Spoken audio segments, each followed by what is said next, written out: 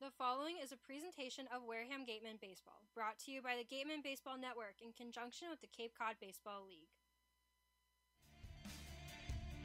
Last summer, the Wareham Gatemen had one of their most successful seasons in franchise history. Skied out to left field. This ball is way back. See you later, Colton Shaver. 2-1 pitch. That is rocketed out to right field. Back goes the right fielder. That one's gone. An absolute bomb to right field for Gavin Sheets. But despite their regular season success, the 2016 Gatemen were sent packing after the first round of the CCBL playoffs. Is this ball fair? It is! Rowe comes in to score the game's tying run. McKinnon comes in as well. Bourne has walked off, and Wareham's season is over. Now, a new season and a fresh start in Wareham. College baseball's finest are coming from all over the country in pursuit of the Gatemen's 8th Cape Cod Baseball League Championship. Through the infield, coming around to score is Topa. Play at the plate, and Metz is safe too. It's a 2 RBI single. 0-1 count on Luke Bonfield, who swings and drives this one deep to left field. That one is into the trees.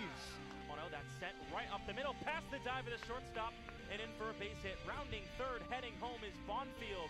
An RBI single for Robbie Metz. Off speed, throwing back to first base McIver, and the tag is in time from Sable. Driven out to right center and deep. This one is gone. Tristan Pompey is second of the night. His second 3-run shot. Chopped in the infield. Coming over is Politz. He doesn't handle the baseball. The run scores. The Gatemen win their 3rd consecutive home opener. It's Wareham Gatemen Baseball, and you're listening to it live on the Gatemen Baseball Network.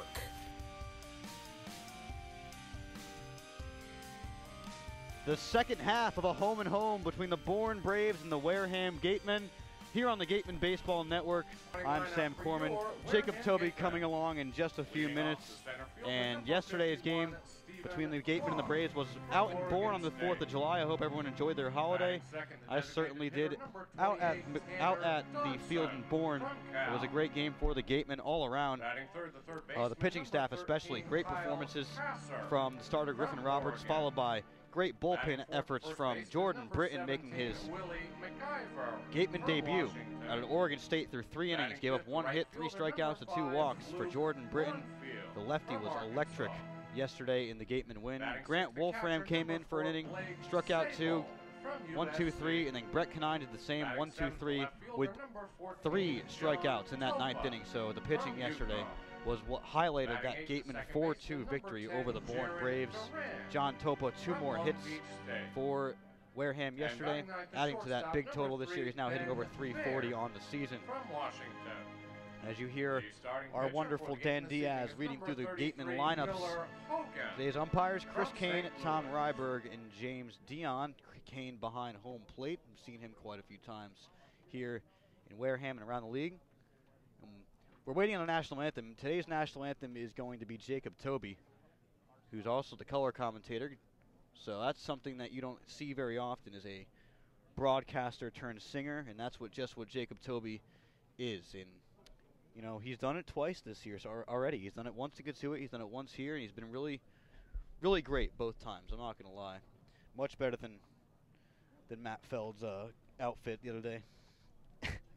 And but for Bourne, they're trying to recover. They lead the Gatemen by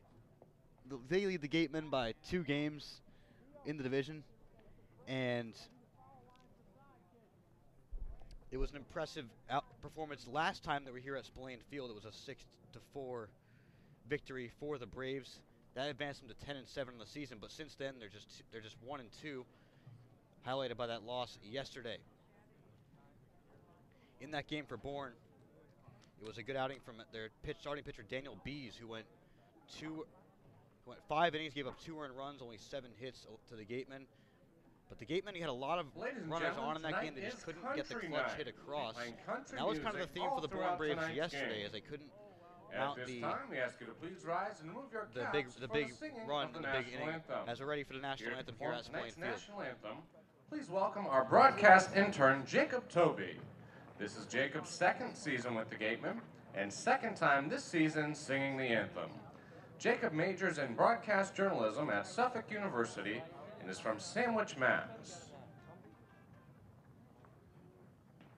Oh, say, can you see by the dawn's early light what so proudly we hailed at the twilight's last gleaming, whose broad stripes and bright stars through the perilous fight o'er the ramparts we watched were so gallantly streaming, and the rockets' red glare, the bombs bursting in air, gave proof through the night that our flag was still there.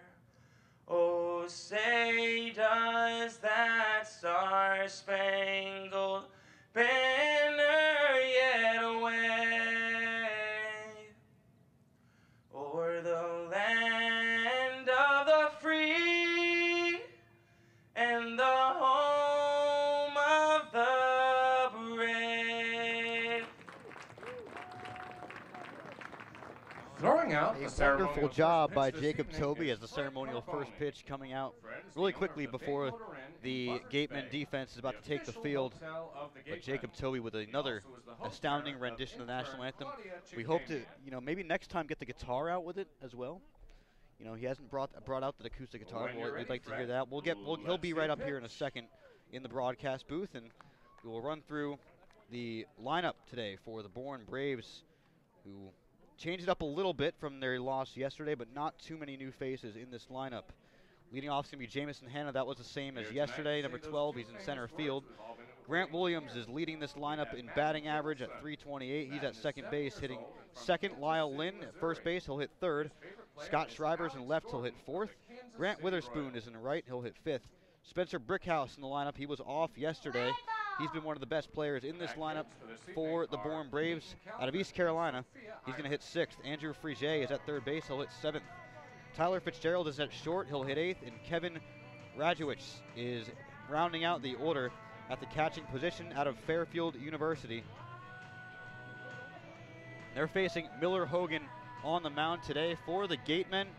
Welcome back to the broadcast booth, Jacob Toby. Another great rendition of the national anthem. I was hoping you maybe have the acoustic guitar at some point to go along with it. You know what? We'd have to do the logistics of that with the, plugging it into the amplifier and whatnot, but I would be down for that. Wow, there you go. We should talk to someone about that. Absolutely. Maybe a third rendition of the national anthem coming up here at Spillane Field later for Jacob Toby, but we won't give anything away. So, Miller Hogan on the mound for the Gatemen. He was astounding in his last performance back in Katuitt last week. Just a overall good job by Miller Hogan. He had a little bit of a rough start to this Gatemen season, but it's good to see him get back on track. He was so good at St. Louis University this season. Has a great 90s fastball to go along with curveball and a changeup. And what did you like out of Hogan in that last performance at Katuitt? Well, I like strikeouts, and he struck out 6 batters through 5 innings, didn't let up a run. He was really solid. His thing is the fastball, like you said. It's going to be 90 to, up there to 94 as well. Consistent fastball. His breaking pitches are above average. They're really nice. He's a right-handed pitcher. He's pretty big, 6'2", 200 pounds. So I like what I saw out of him at Katuitt. We'll see if he can carry it tonight to the Bourne Braves lineup. Yeah, and the last time Tanner Dodson was in the DH spot, he's in that spot today. We'll get to that when the Gatemen come to bat. But the last time Tanner Dodson was in the DH spot, it was against Katuitt, and he came in to pitch 4 innings as well. Don't want to overwork him, but we'll see what happens with that as maybe a sneak preview of what's to come out of the Gatemen bullpen. And he was 4 for 4 that day with a couple RBIs, so it was his best performance of the season. It was one of the best performances we've seen by a player this season. Absolutely. Tanner Dodson out of California. As Miller Hogan getting ready for this final warm-up pitch to his catcher, who today is Blake Sable, making his first appearance behind the plate at a USC. You see that yellow chest protector, and boy, those USC colors pop on that red jersey quite a bit for Blake Sable. We'll run through the Gatemen defense really quick before Jamison Hanna steps in to the box to start this game. Topa, Quan, Bonfield left to right in the outfield. Kasser, Baird, Duran, McIver in the infield, third to first. And Blake Sable, as we just mentioned, behind the plate catching for Miller Hogan. Number 33 in the Gatemen red jerseys. We haven't seen these yet this year, but boy, do they look sharp, especially here in this beautiful night here in Spillane. First pitch from Miller Hogan on the outside corner for a strike to Jamison Hanna, and we're underway here in Wareham at Spillane Field. Game number 21 on the season for both these teams. The Gatemen coming in 9-11. Flip that around and you have Bourne's record 11-9. Pitches in the dirt. 1-1 to Jamison Hanna coming into this at bat. 185 on the season.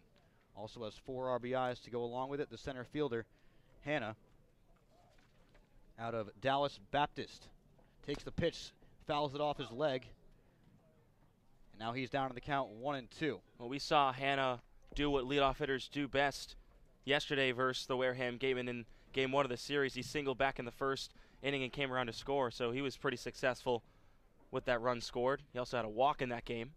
Perhaps Miller Hogan's most successful pitch of that last outing was his changeup, and you just saw it there, catching Hanna way out in front. So we'll see if the changeup is the go-to pitch for Miller Hogan. There it is, swung on and missed by Jamison Hanna.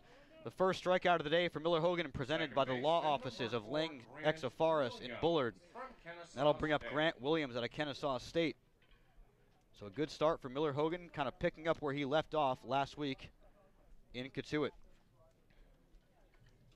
Another lefty steps in in Grant Williams.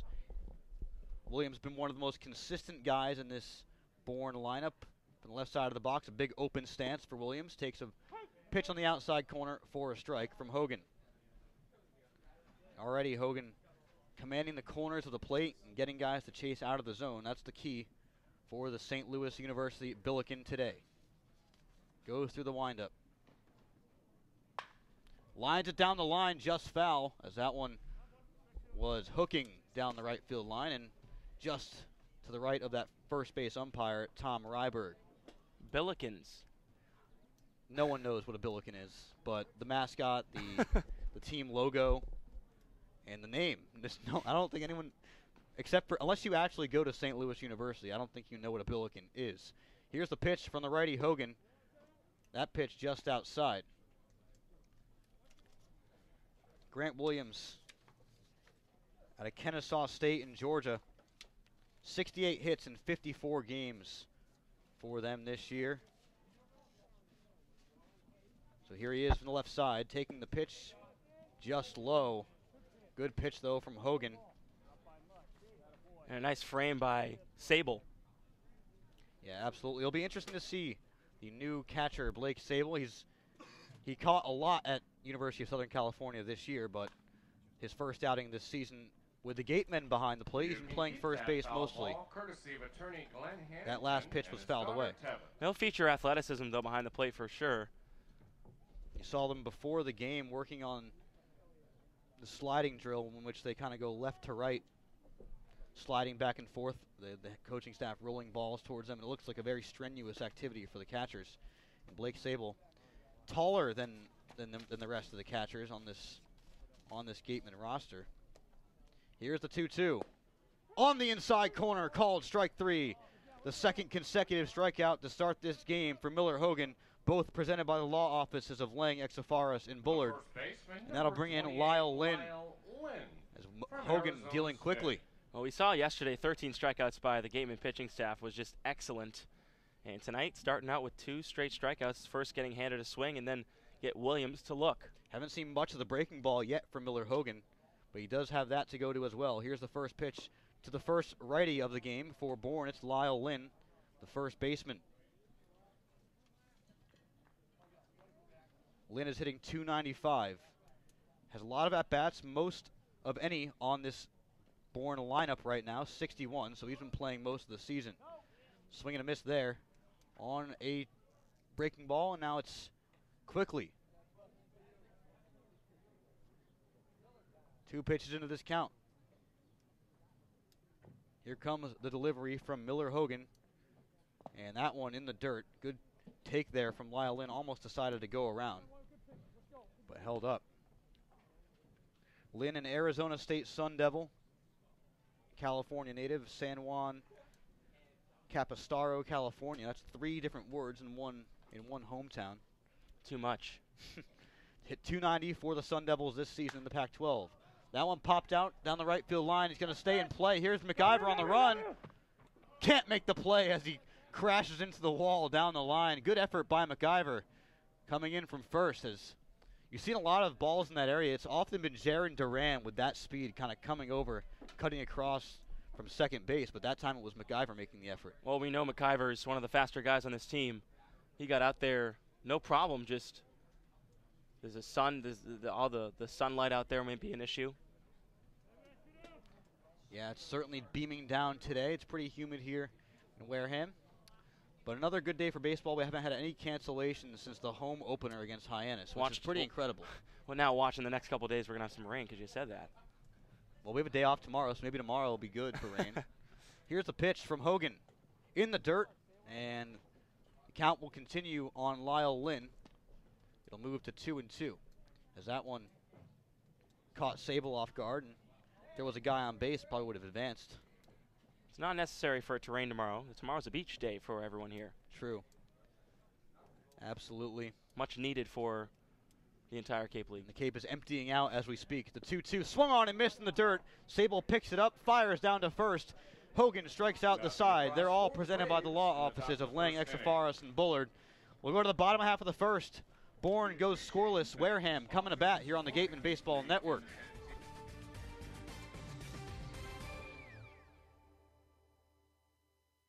When you're sick or injured, you want care when and where it's convenient for you. South Coast Health Urgent Care has 4 locations: Fairhaven, Wareham, and now in Seekonk and Dartmouth. You can view wait times and even check in online at southcoast.org/urgentcare. Choose the time and location that's best for you. We'll even remind you when it's time to come in, and walk-ins are always welcome. Urgent care that exists to meet your needs. More than you expected? That's more than medicine. Check in at southcoast.org/urgentcare.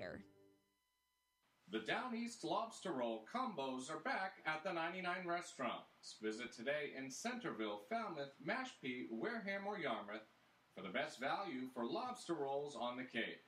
The 99, proud sponsor of the Cape Cod Baseball League.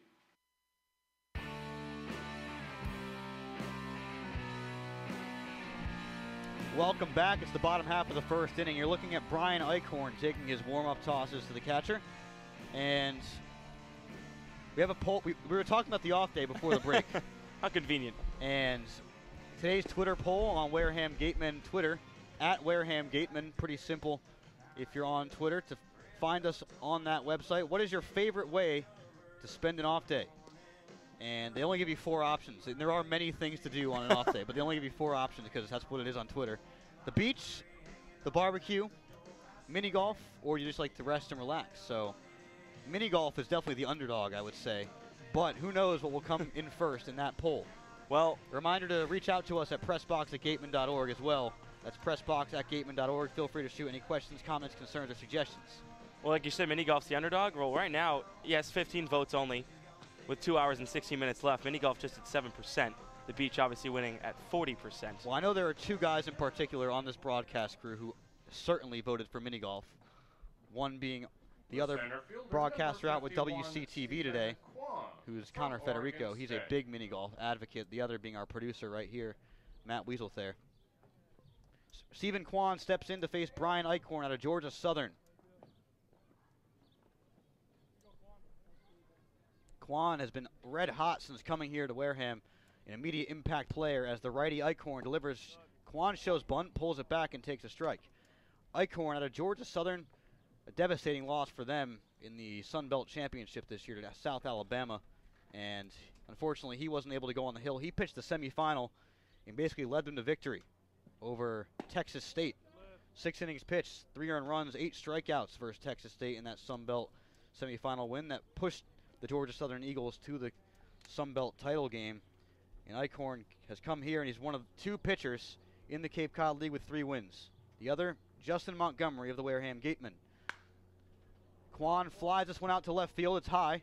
And Schreiber is there and left to make the play and retire Kwan for the first out. That's only the 5th time, and this is his 4th game that Kwan has been sent down. And we'll run through the lineup quickly as this first inning well underway. Stephen Kwan, you just saw him. He led off, flew out to left. He's in center field. Tanner Dodson DHing. He's in the box now. Kyle Kasser is going to hit third. He's at third base. Willie McIver out of Washington's at first base today. He's going to hit 4th. Luke Bonfield hitting 5th in right field. USC's Blake Sable is catching. Bunt laid down by Dodson, and it misses the glove of the pitcher Eichhorn, and Dodson's on first with a bunt single with 1 out here in the bottom half of the first. Continuing through the lineup, John Topa hitting 7th and left. Jaron Duran hit it at second base, will hit 8th. Ben Baird out of Washington is at shortstop, rounding out the order. Quickly, the Bourne Braves defense. Scott Schreiber in left, Jamison Hanna in center, Grant Witherspoon in right. Frige at third, Fitzgerald at short, Grant Williams at second, and Lyle Lynn at first. Doing the catching is Kevin Radjewicz for Brian Eichhorn. An impressive bunt there from Tanner Dodson. We've seen about everything from him, but that was not one thing that we've seen from him so far, is a bunt for a hit. He does executes it perfectly right there. Big breaking ball to Kasser up high towards the shoulders, 1-0 on him. He just does anything head coach Don Sneddon asks him to do. Go up and warm in the bullpen. All right, I'm going down there. Go out and lay it down a bunt. All right, I'll do it. Kyle Kasser has been consistent this season for Wareham since getting here late in the season. He's 11 for 39 with 3 runs batted in out of Oregon.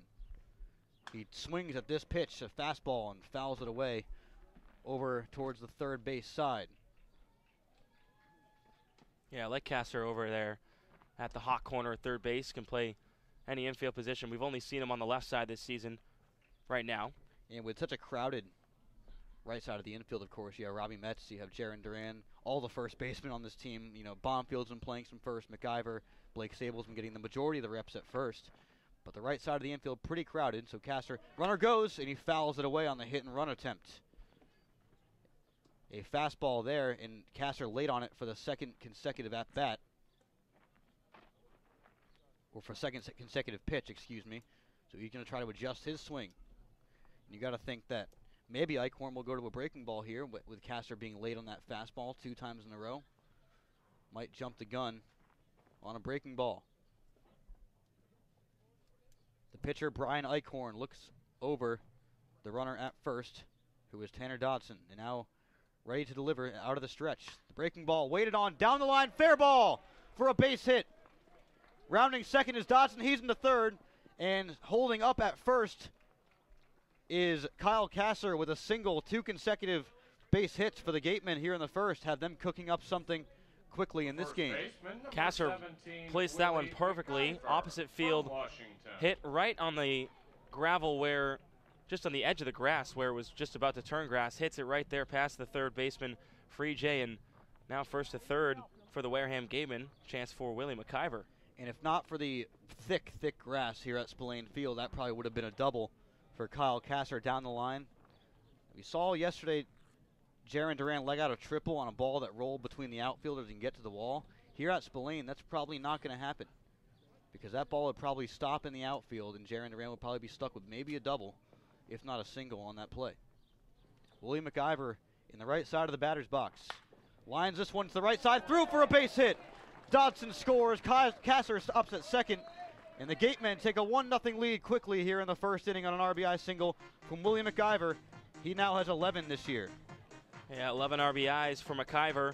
Again, he's been one of the more consistent guys coming in batting .333. Just a little slapper to the right side. Nice attempt by Grant Williams, the second baseman, but it was just outside his glove, and Wareham Gatemen get up early here, 1-0. Ground ball placement so key. Maybe they're learning from Stephen Kwan, as that's what he's been doing since he got here, and you just saw it from Kasser down the line. McIver right there on the right side between the second baseman and the first baseman. And now Luke Bonfield trying to add to this. Fouls it away down towards the Gatemen dugout. And they're going to say it hit him first. Catcher's interference, actually. Oh, it's catcher's interference. I believe. Yeah. A crazy play there. Gets Bonfield on first. So now the bases are loaded after the catcher's interference. And that'll count as an error on the catcher, Radzuich. And all of a sudden, 4 consecutive base runners surrendered here by Brian Eichhorn, a really good pitcher out of Georgia Southern, trying to settle into this game. I believe what happened on that last play was Bonfield swung and the catcher, Radziewicz' glove, was just in the middle of it all, so that they call that the interference. Certainly a tough break for Radziewicz, the Cromwell, Connecticut native out of Fairfield University. Have not seen him yet. This is the 3rd meeting between these two teams this season. That one fouled away by Sable, the Wareham catcher, and it's 0-1 on him. Big spot for Blake Sable. He only has 4 RBIs this year. He's kind of been struggling recently, and this is a time for him where he can, kind of turn that around with 3 guys on. Well, I like what the Gatemen are doing right now. They're being really aggressive, especially on first pitches here. You saw Sable just smack one right to the backstop, straight back. He's on it. The lefty Sable waits on the pitch from Eichhorn. He swings at this one, pops it up down the 3rd baseline. Tough play for Frege. Can he get there? And no, he can't. And it looks like he might be shaken up down there down the 3rd baseline is Frege.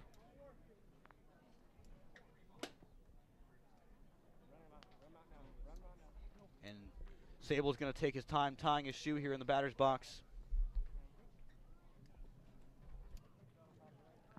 Bonfield is waiting on first after he reached on a catcher's interference. McIver on second. Kyle Kasser on third. Blake Sable is the batter in an 0-2 count.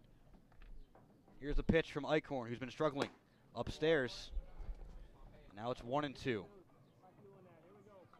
Haven't seen his breaking ball come into the zone that much yet. And that's the key for a guy like Eichhorn, is to get that breaking ball in there so he can command the fastball better. Sable with 2 doubles, 1 home run. That's good for 3 extra base hits this season. Just inside on Sable. Risky take, though, on a 1-2 count for sure. Sable lucky home plate umpire Chris Kane didn't ring him up there. That was close.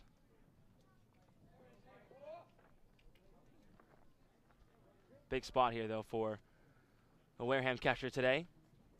Steps out. Like you said, he's been struggling, so it would be nice to kind of break the game open here in the 1st inning, especially here on this 2-2 count. Sable out of USC. And he swings at this pitch, fouls it away, just got under it a little bit towards the fans down the left field line. As you pick up the audio from the Gatemen bench, 2-2 on Blake Sable. 10 for 51 this season. During batting practice, he was really targeting the opposite field, and it looks like that's where he's been aiming so far this at bat. Just been a little bit foul. On the outside corner, called strike 3. A huge strikeout for Brian Eichhorn with the bases loaded in 1 out. Now 2 out here in the 1st inning. Yeah, like I said earlier, home plate umpire Chris Kane gave Sable a break on a couple pitches to go on the inside part. This time doesn't give him any sort of break on the outside part of the plate. Rings him up for out number 2. John Topa has been hitting over 300 this entire season. He started red hot, and now he's sitting at a 344 average. That's among the best on this Gatemen team. That's just outside. Among players who have been here for, a decent amount of time, I'm basically just excluding Stephen Kwan. He's second on the team in batting average behind Tanner Dodson, who of course has just been phenomenal in the lineup. Topa from the right side, the Yukon Husky takes from Eichhorn. Lined up the middle, tough play for the second baseman. It's through for a base hit. Scoring easily is Kasser, rounding third and heading home is McIver, he scores. Bonfield safe at third. Advancing to second on the throw is John Topa. And the Gatemen are up 3-0 here in the 1st.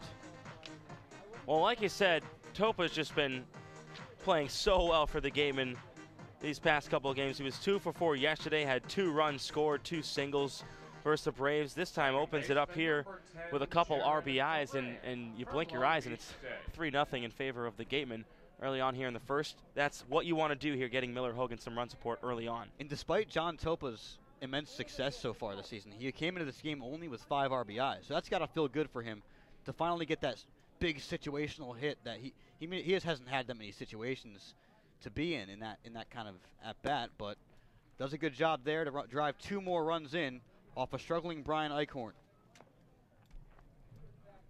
Now stepping in is Jaron Duran. He's already ahead in the count 1-0 as that breaking ball from Eichhorn keeps running up way high on these Gatemen hitters, missing the zone by a mile. Duran was really good yesterday against Bourne as he takes this pitch on the inside corner for a strike.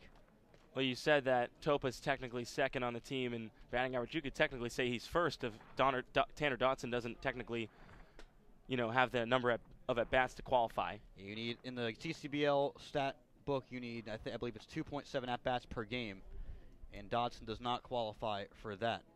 Duran from the left side takes a strike on the high part of the plate. Now it's 1-2. Yesterday, Duran was 2 for 4 with a triple, and that scored a run back in the third inning, also singled in the ninth. That ultimately extended the inning to set up a Tanner Dotson sacrifice fly that gave the Gatemen a big insurance run late in that game. The 1-2 coming in from Eichhorn. Runners on second and third, 2 out here in the first inning. It's 3-0 Wareham on the Gatemen Baseball Network. Fouled away.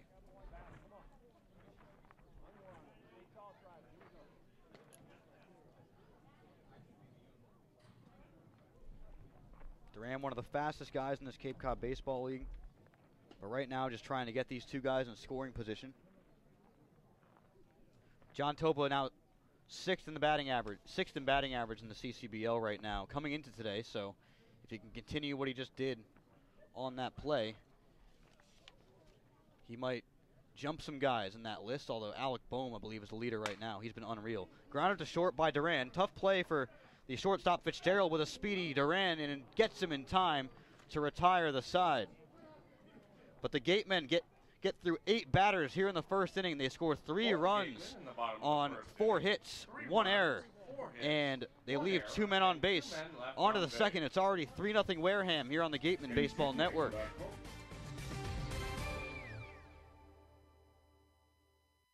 Listen to the game wherever you go with the Next Radio app. Catch this station's local broadcast or stream all the action right on your phone.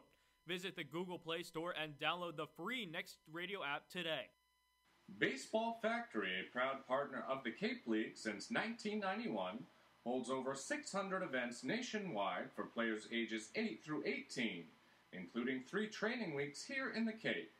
Baseball Factory alumni have played on every Division I college program across the nation, plus 400 have made it to the majors.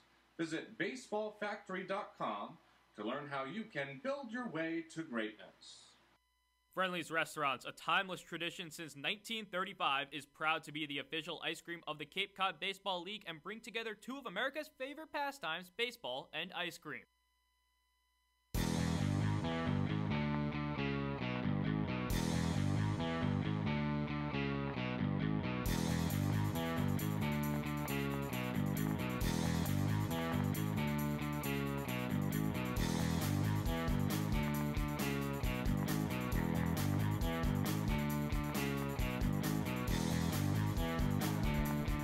Welcome back. It's the top half of the second inning, and the Gatemen just got Miller Hogan a ton of run support early on in this game.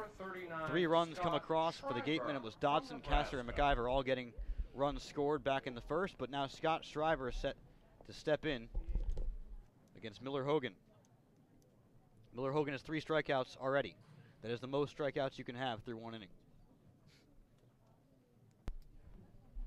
Hogan facing Shriver, the cleanup hitter, hitting .259 this season.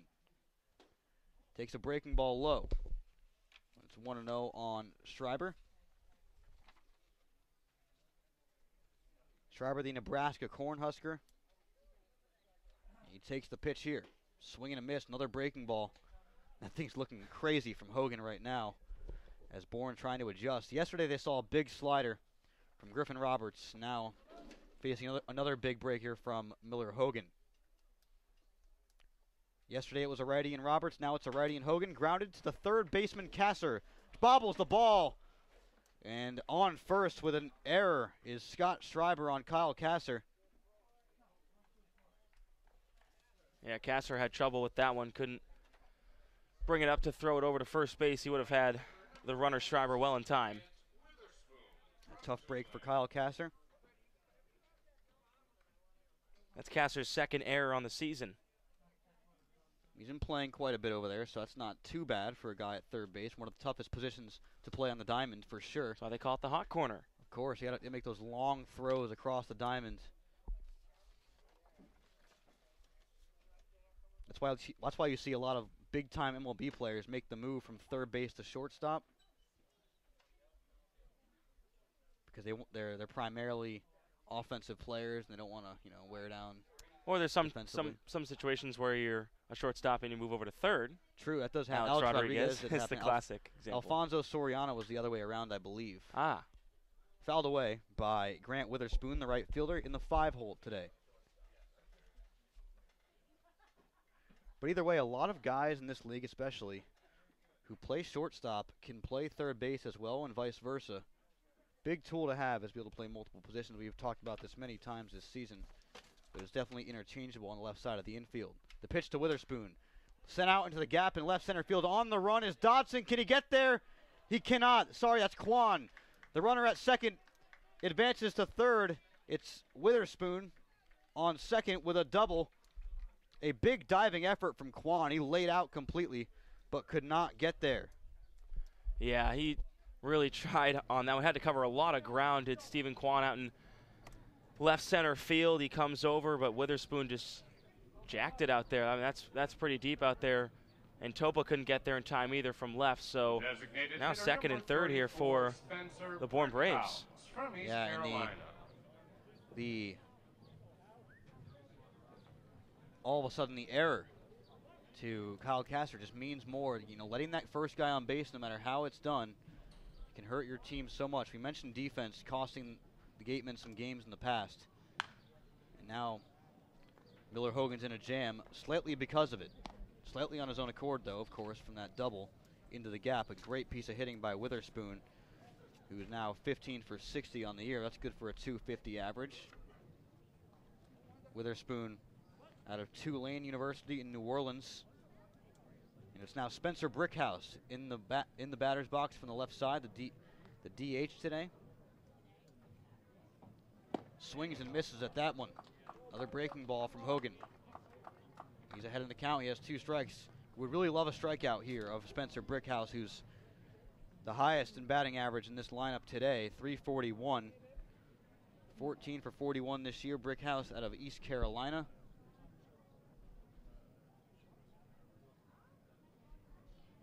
And Miller Hogan, taking his time, now steps off the plate. Miscommunication between him and Sable. New catcher behind the plate. Sometimes happen. I was just going to say that. Sable's got to figure out a way to communicate with all these pitchers here in this game tonight. Here's the pitch, swung on and missed. Heading down to first is Spencer Brickhouse, but the throw from Sable is in time as he checks the runners, Schreiber and Witherspoon. Nothing doing there. The 4th strikeout of the game, presented by the law offices of Lang, Exofaris, and Bullard for Miller Hogan. And all 4 of the outs today for the Gatemen have been via the strikeout from Miller Hogan. I mentioned he struck out 5 in the last outing in 5 innings. And he struggled in his first 2 outings back earlier this season, but he's kind of come back very well. And good recovery. Miller Hogan back against Falmouth in Falmouth on June 24th. 2.1 innings pitched. 3 earned runs, 4 hits allowed. Popped up in the infield. Hogan calling everyone off. And now Hogan makes the play, calling off the first baseman, McIver. He really wanted that one. I guess he wanted to keep all the putouts to himself so far this game. That's now his 5th. Wow. 5, Tyler he is responsible for all putouts. Very interesting. You rarely see a pitcher call off his infielders like that as emphatically as Hogan did just there. And it kind of confused McIver for a second because he was supposed to play that ball in the infield. In the way they play it out in practice, McIver would be playing that ball 10 times out of 10. But Hogan gets it that time. That one on the outside corner. Another good pitch from Hogan on Tyler Fitzgerald. And it's 0-1. Fitzgerald coming in at a 300 clip, but he's only hit 10 times this season. Was not in the lineup for Bourne yesterday. And he comes in from Louisville. That's why he's just arriving, is because Louisville made a big run in this year's College World Series. That pitch is outside. Louisville made the semifinals of the World Series and unfortunately fell to the hands of Florida, as did a lot of teams, including the LSU Tigers in the national championship. A magnificent run by Kevin O'Sullivan and his Florida Gators to get them there. Getting through that Louisville team was certainly a challenge. They were great this year in the ACC.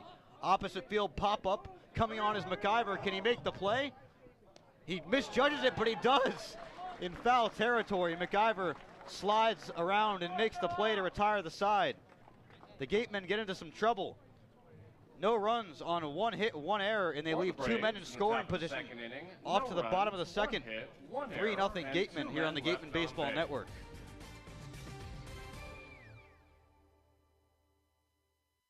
We appreciate and thank the sponsors who support the Cape League and the 10 teams.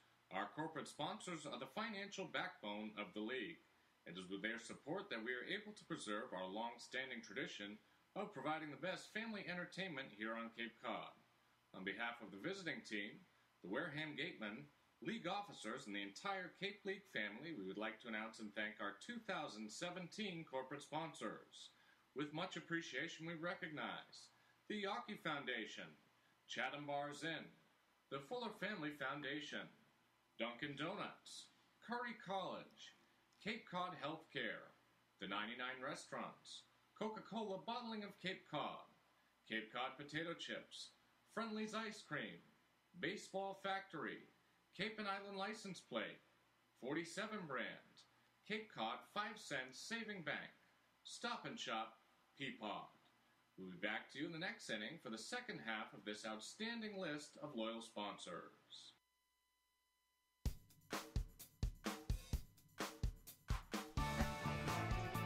Welcome back. Ben Baird stepping in for the Gatemen to face Brian Eichhorn, who's back out on the mound after a rough first inning. For the Bourne Braves, he surrendered 3 runs on 4 hits. Also an error by his catcher, and a catcher's interference play on Luke Bonfield did not help the cause for Eichhorn. A rare play in the catcher's interference. You haven't seen that yet this year. And is that a play? Is that a big mistake, or is that just kind of a miscue? Well, I mean, I would call it a mistake. I mean, you have to know where you are in your catching zone, I guess, and you can't get in the way of the hitter, and that obviously let off,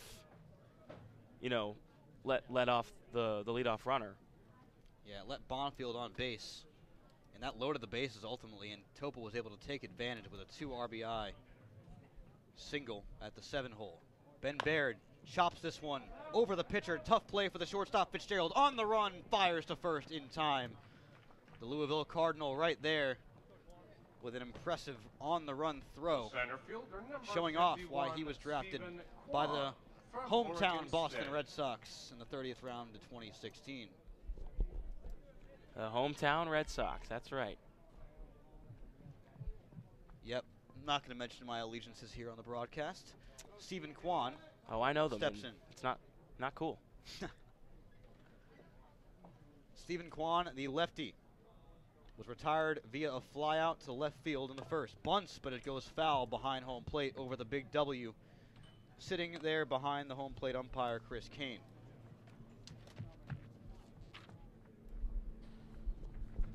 Not surprised to see that bunt. Why not? With 1 out in the inning, he's got speed, put it down that third base line. Now the third baseman, Free J, is going to be playing in a little bit more than he was originally. Rest of the infield at regular depth. Here is Kwan taking the pitch from Eichhorn. Lines it into center field. It's going to drop for a base hit. Beautiful piece of hitting there. A textbook base hit for Stephen Kwan into center field. Right back where it came from. And he's now 6 for 11 this year. His batting average remains over 500. Yeah, he was great last night. Had a couple singles, had that sac fly in the third.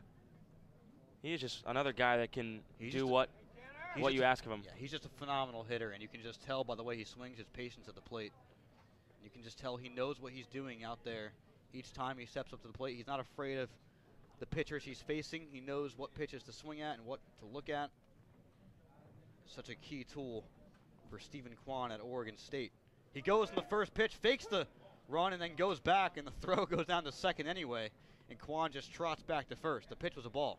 Well, Rajowitz's throw is going to be well in time. No doubt about it. That's why Quan immediately stopped, because he knew it was going to be late. Excuse me, the pitch was a strike. The umpire turned around and corrected both me and the scorekeeper. Here's the 0-1 to Dodson. Quan fakes the stolen base again, and that one inside for a ball. Radrowitz was really trying to frame that one, brought it back inside after it was just placed on the outside part, missing just a tick more.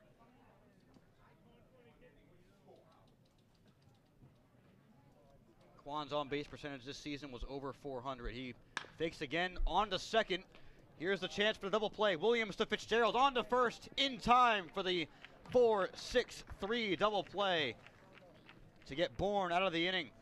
No runs, one hit, no errors, and no men left on base, courtesy of that double play.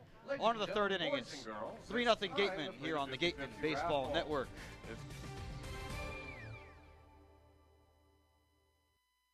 Continuing with our corporate sponsors, we also want to recognize and thank Franklin Sports, Advanced Embroidery, Cape Destinations, Robert B. R., Sullivan Tire, Vacation Inn Cape Cod Veterinary Specialists, Cape Cod Times, Kinlan Grover Real Estate, Next Radio, Yellow Book, TSA, Rawlings, Cape Cod Chamber of Commerce, Highline Cruises, Sports Picks, On Deck Sports, Barnstable Bat, Hyannis Area Chamber of Commerce, HP Hood, Sunderland Printing, and Axis Bats. And of course, thank you to Major League Baseball for over 50 years of support. Urgent care is now available at 4 Cape Cod healthcare locations: Hyannis, Falmouth, Sandwich, and Harwich. Open after hours and weekends, staffed by ER physicians. Expert care when you need it. Learn more at capecodhealth.org/urgent-care.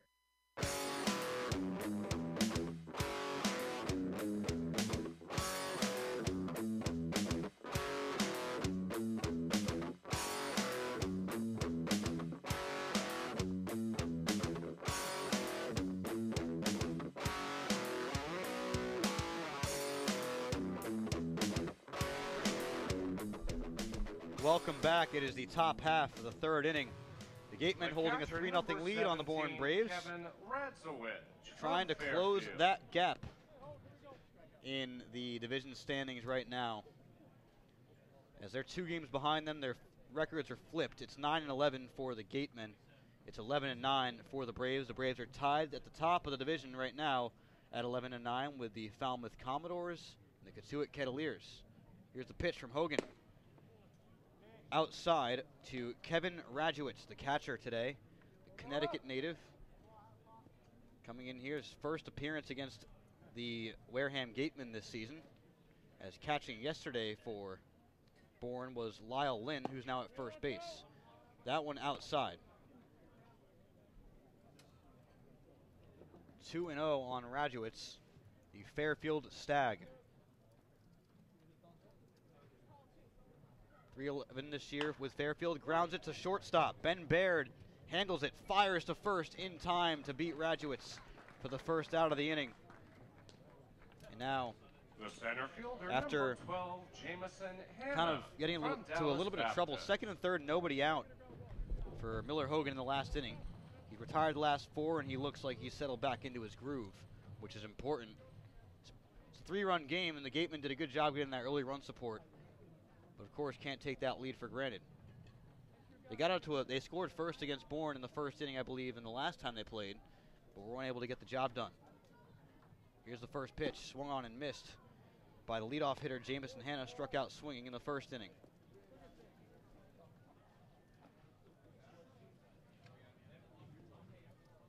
The Gatemen did score 2 runs in the first. It was the first 2 batters that came to the plate that came around to score, Kasser and Dodson.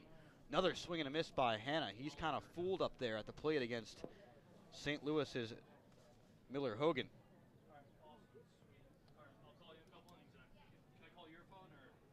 Hanna leads second on this team with 4 stolen bases. That pitch outside. It's now a 1-2 count on him. Behind Grant Witherspoon, who has 7. He's hitting in the 5-hole. You saw him leg out a double back in the second inning, showing off some of that speed. Swing and a miss. Hanna down swinging his second strikeout of the day, both presented by the law offices of Lang, Exafaris, and Bullard. And what do you know? We mentioned that Tanner Dodson, being the DH today, could end up coming into pitch. He's now in the bullpen. Well, 5 strikeouts through 5 innings for Miller Hogan last time. 5 strikeouts through 2 2/3 this time. Yeah, he's looked very good, and Jamison Hanna has just not put together very good at bats against him. Laying down a bunt on the first pitch is Grant Williams. Sable picks it up, fires the first.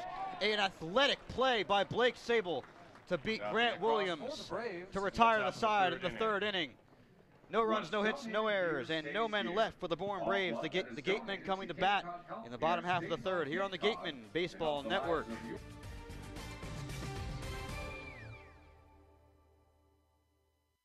The Fuller Family Foundation is proud to support the excellent sportsmanship and character of the Cape Cod Baseball League.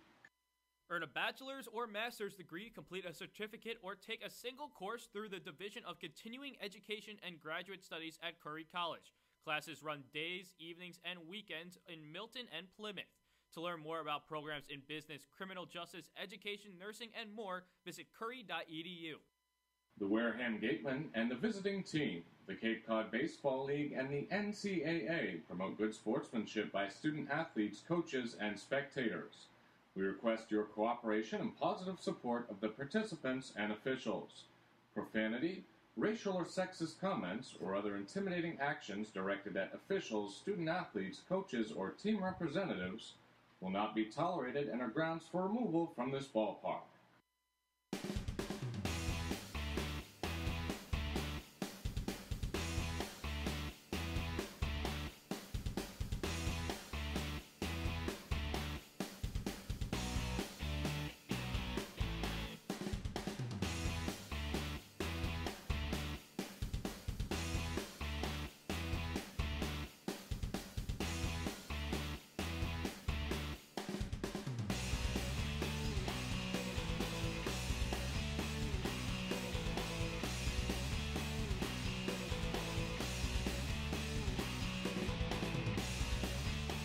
Welcome back. Kyle Kasser, you're looking at him digging into the left side of the batter's box.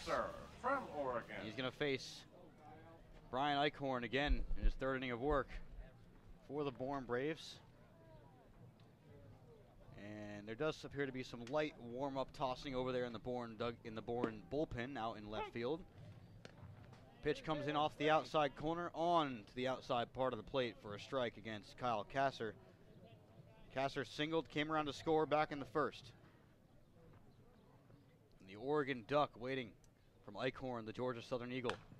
Fouled away over the dugout of the Bourne Braves, and it's now quickly an 0-2 count on Kasser. Kasser, one of the few rising seniors on this Gatemen roster. Joins Robbie Metz. And I believe there's one other, correct? There's not many, I know that, but it's tough to find the years. This one fouled away by Kasser, staying alive in the count. And Sean Leland is warming up in the bullpen for the Bourne Braves as we speak. Riley Gates, a senior. Dalton Roach, the newly acquired right-handed pitcher, is a senior. And Kyle Kasser, Robbie Metz, Luke Bonfield are the seniors. Not many on this Gatemen roster. Here's the 0-2, up and away. 1-2 now on Kasser. The pitcher in the bullpen, Leland, out of the University of Illinois. That's in Urbana-Champaign, Illinois. Another Big Ten product on the Bourne Braves roster. That pitch outside.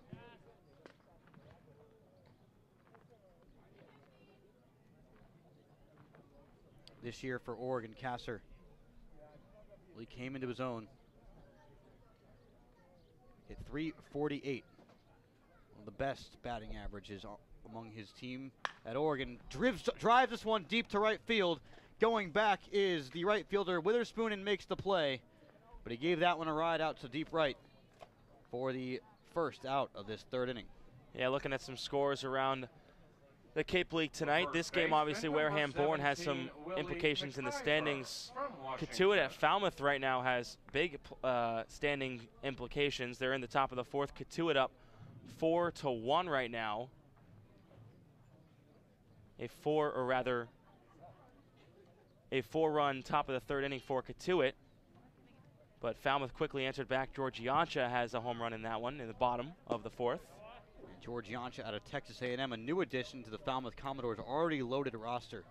They just have a lot of big bats to work with, especially the middle of the order. Marty Bakina out of Michigan State. And, of course, Alec Boehm, the batting average leader out of Wichita State.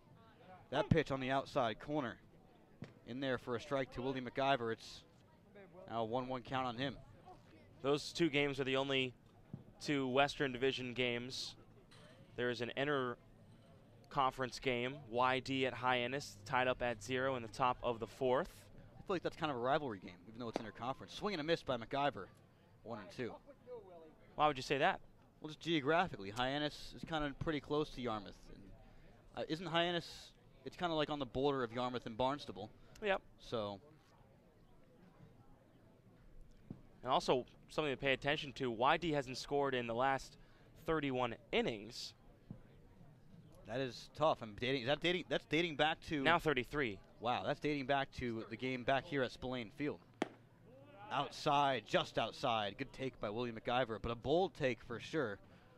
On a 1-2 count, now it's 2-2 on him. McIver, 27 runs batted in and a .311 average in Pac-12 play this year. Wow, 33 innings scoreless. Here's the pitch. Breaking ball swung on and missed by McIver. He's down swinging. Now 1 for 2 on the day. Luke Bonfield's going to step in. Brewster is up 6-3 over the Harwich Mariners in an Eastern Division showdown. Brewster sitting in third place right now in the Eastern Division. Harwich, of course, the last place team. They are statistically, record-wise, the worst team in the league. 15 points. Hyannis sitting at 17 points. Luke Bonfield, well, Willie McIver started all of the games for the University of Washington this year, and Luke Bonfield started all 64 games for the Arkansas Razorbacks this season. Horses in the lineups of these big-time, big-program schools, and Luke Bonfield's certainly one of those. He fouled the first pitch away. Here's the delivery from Brian Eichhorn. Fouled away to the same exact spot, the same exact pitch, the same exact swing from Luke Bonfield. One more game, Orleans and Chatham. They are tied up 0-0 top of the second at Veterans Field in Chatham. Orleans, unbelievable right now. It's pretty crazy what they're doing in such a parity-filled league. Orleans has won, 11 straight now? They have won 10 straight, and they have a plus 44 run differential. Yeah, and they've given up like 13 less runs than the Gatemen, who are the second lowest in the CCBL right now. Orleans' pitching has just been unbelievable. That pitch was outside. It's now 1-2 on Bonfield, who fouled the first two away. Fouls that one off his leg. Bonfield had 24 multi-hit games this season for the Razorbacks. Talk about a guy who, when he was hot, for sure. SEC Player of the Week at one point after hitting 400 in a 3-game series against Missouri State and Georgia. 2 home runs and 11 RBIs in those 4 games. Big stretches for Bonfield. Popped up in the infield. Coming on is miscommunication, but a great play by Ratchewitz in foul territory to recover and make the catch for the final out in the third inning. No runs, no hits, no errors, and no men left for the Wareham Gatemen. On to the fourth inning. It's 3-0 Wareham on the Gatemen Baseball Network.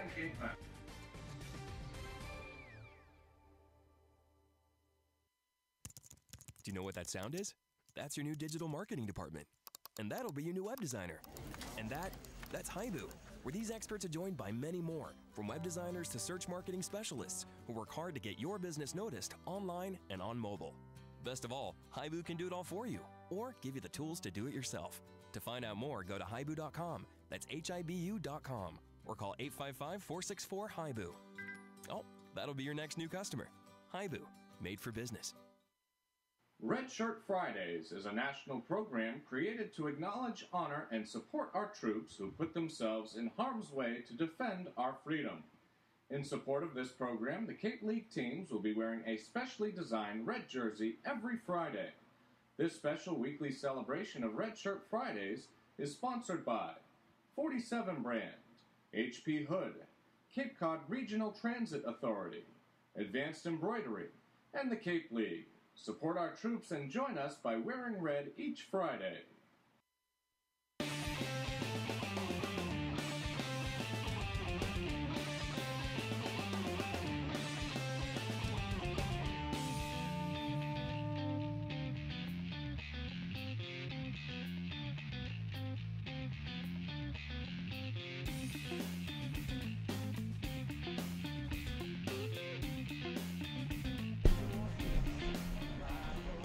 Get a look at Miller Hogan, who's back out on the mound for the 4th inning.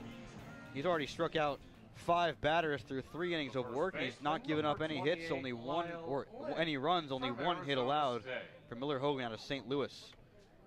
What do you like that of him? I mean, he's just been he's working been quick. Everything. He's working quickly. Yeah, he's kind of catching the hitters off guard for sure. Jamison Hanna, we've seen him go down twice now. Kind of just came up there and swung a few times and was immediately back to the dugout. Lyle Lynn's looking to make sure that doesn't happen to him. He struck out in the 1st inning, and he swings through that one on the first pitch. Lyle Lynn, one of the most elite players on this Bourne roster. Arizona State product, caught yesterday for the Braves, and now is at first base, moving from the 2 to the 3. Grounds this one straight to Ben Baird. Tough hop off the edge of the grass, fires to first, and beats Lyle Lynn for the first out of this inning. Also, Miller Hogan got a nice play from his catcher, Sable, back in the 3rd on a bunt. Sable barehanded it on the infield and threw down to first base, showing his athleticism and why he was a catcher back at Southern Cal. Yeah, it's been kind of surprising that it's taken this long for Blake Sable to get behind the plate. But now he's here, and he looks really good back there. Has much more, we mentioned he has much more height than other catchers. I'm not sure how that affects the catcher in particular. As the first pitch, another good breaking ball running outside. That time on Scott Schreiber, and so 0-1 on him. Miller Hogan, first pitch strikes constantly to each and every one of these batters in the Bourne lineup, wearing their blue jersey with the red sleeves. Takes it inside. And you asked pregame, why aren't they wearing these more? Oh, I was talking about the Bourne. I was just describing the Bourne jerseys, but the Wareham jerseys. Oh yeah, the Wareham jerseys, correct. I said that. I was like, why don't they wear these more? These are really good-looking jerseys. These maroon with the blue numbers. That one outside. So now Hogan down to the count, 2-1 on Schreiber, product of University of Nebraska. Their Big Ten guy in this Bourne lineup. Big kick from Miller Hogan is sent out to deep center field. On the run is Kwan, and he makes the play over his head. What a catch by Stephen Kwan in deep center field out near the 400-foot marker. Covered a lot of ground to catch that one. Schreiber's down, and Grant Witherspoon's up to the plate next. Well, I just wrote down 400 in a little box in my scorebook just to make sure I remember that he went all the way out there. And a kind of a basket catch, was not facing, the field was facing the fence basically, and just caught it over his head. Nice play there. We've seen that speed out in center field. So valuable. Stephen Kwan has impressed me in an insane amount since he got here. I've just been very impressed by what he's done. I don't think he's on a hot streak either. I think this is actually the kind of play that he is going to bring to this team.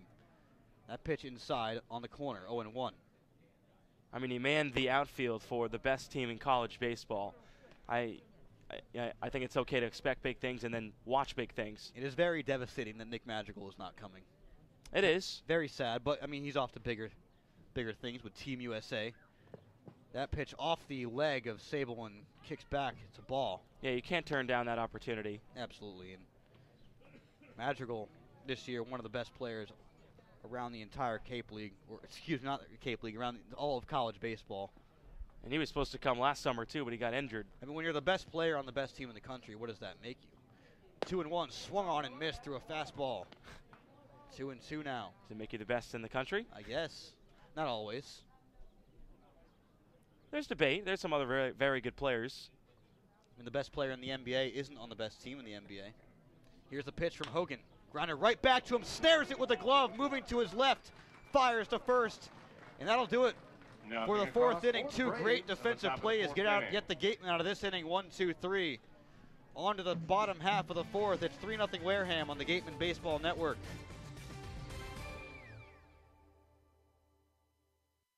Learning at Curry College extends beyond the classroom and is embedded in all that they do. Curry prepares students to engage in successful careers and active citizenship with a global perspective. Explore undergraduate majors, minors, and concentrations, including new majors in accounting, biochemistry, and software development. Online at www.curry.edu. It's back. The 2017 Friendlies Cape League All-Star Game will be played at Spillane Field, home of the Wareham Gatemen. Mark the date on your calendar, Saturday, July 22nd. Game time is 6 p.m., but the gates open at 2 p.m. One highlight will be the home run hitting contest. There will also be an autograph session and a large merchandise village with items from many of the teams. Be sure to buy your tickets now right here at the merchandise stand. Tickets are just $5, and part of the proceeds will support our Wareham Gatemen.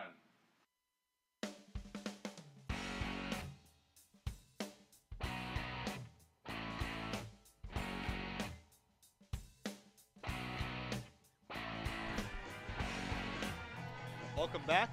I mentioned the good defensive play of Blake Sable so far, and now he's up to bat. He's a rising sophomore at USC, and he's going to face...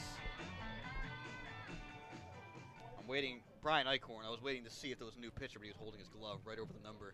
Did I hear you mention an NBA reference that last half inning? Yes. From USC. That is, wow. That goes without saying anything else. Blake Sable was drafted by the Indians out of high school. That was just 1 year ago in 2016. Finds himself in his first summer of collegiate baseball here in the Wareham Gatemen after his freshman season at USC. Outside to him. Unfortunately for him, USC was not successful this season in the Pac-12. They were the worst team in that conference, but a bright future ahead for the Trojans and a tough conference to be in always in baseball. Of course, the powerhouses of Oregon State. That one on the inside corner. Low part of the plate, and now it's 1-1. Of course, California, Stanford, all good programs. Stanford especially. Stanford probably would have been the best team in most other conferences in the league this year, but they were just behind Oregon State. That one low and on the outside corner, called for a strike by Chris Kane. And Sable did not like that one at all. Turned around, kind of looked at his on-deck partner, John Topa, and was like, what? But he's back in the batter's box, down in the count, 1-2. Hitting 10 for 52 thus far. Lines this one through the right side for a base hit. A leadoff single for Blake Sable. And takes a big cut, gets back to first just safely. A bold move by Sable to take that big turn around first. But he's on base nonetheless. And look who's up. It's John Topa. Left fielder, number 14, Yeah, John Topa had 2 RBIs back in the first, and we know Sable's got speed over at first base. He led USC in stolen bases this past season, so watch out for maybe a hit and run here, just a flat-out stolen base attempt. It's probably the most underrated speed on the team, I would say, just because he's a catcher, just because of those long legs of his, but he does have unbelievable speed. That one on the outside corner to Topa in there for a strike. Yeah, I was talking to Sable about other sports he played, and he said he was the leading receiver on his high school football team, and so that takes a lot of speed. Yeah, he's one of the best in California, wasn't he? Yes. Multi-talented athlete at first base in Sable. Pitches in the dirt. Topa wisely tells his runner at first and Sable to hold up. And now it's a 1-1 count. Then when he was getting some offers from some football programs, he was saying, no, baseball is my thing. I'm going to USC. Topa hit .303 for UConn this season. Here's a pitch, fouled away. Yeah, Topa was just kind of jammed right there on the hands. A good pitch from Eichhorn, who's kind of settled in after a rough first inning in good confidence from his coaching staff to keep him in this game. Topa in the right side, waiting for Eichhorn, who's in the stretch, looking over the runner at first and firing towards the plate. Runner goes, and Sable safe at second base. Another stolen base for the Gatemen catcher. Sable sliding safely. A lot of S's there. Sable mentioned his speed. There it was on display, his 4th of the season. I asked Coach Snedden about stolen bases and with all the speed, and do they let? Is it something that they let them do on their own accord, or is it something that they tell between signs? He said it's a little bit of both. They have so much speed that they kind of just let their guys go whenever they want. Lined into right field for a base hit.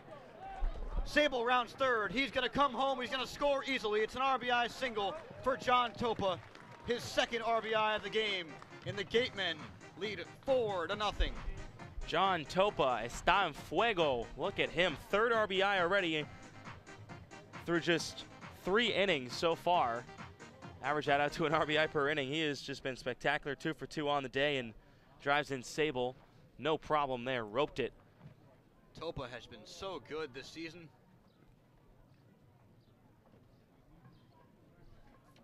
And a conversation now on the mound.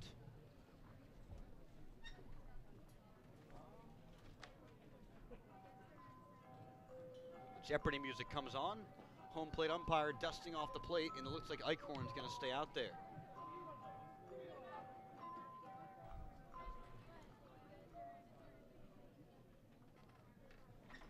PJ Poulin warming up in the bullpen for Bourne right now. Interesting. We saw a different pitcher in the Bourne bullpen earlier. It was Sean Leland, a righty, and now a lefty warming up in the bullpen. So maybe that's the move for the Bourne Braves coaching staff. And PJ Poulin out of the University of Connecticut. I'm sure he'd like to face John Topa at least once in this game if he comes in. Probably not. He's really hot right now. Yeah, I mean, in that sense, but a fellow Husky, always fun to of course face your teammates.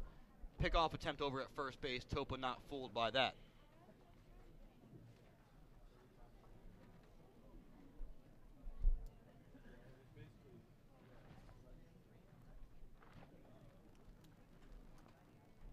Here's the first pitch going to come in to Jaron Duran, who's 0 for 1 today. Runner goes in the first pitch. It's outside.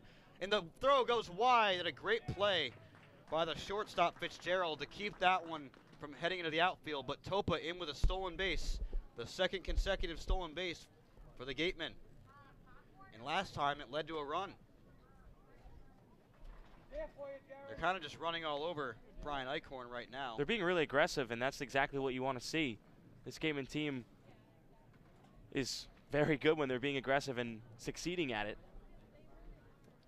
Jaron Duran would like to get an RBI right here. Grounded out to short with 2 runners in scoring position in the first inning. Swings through that one.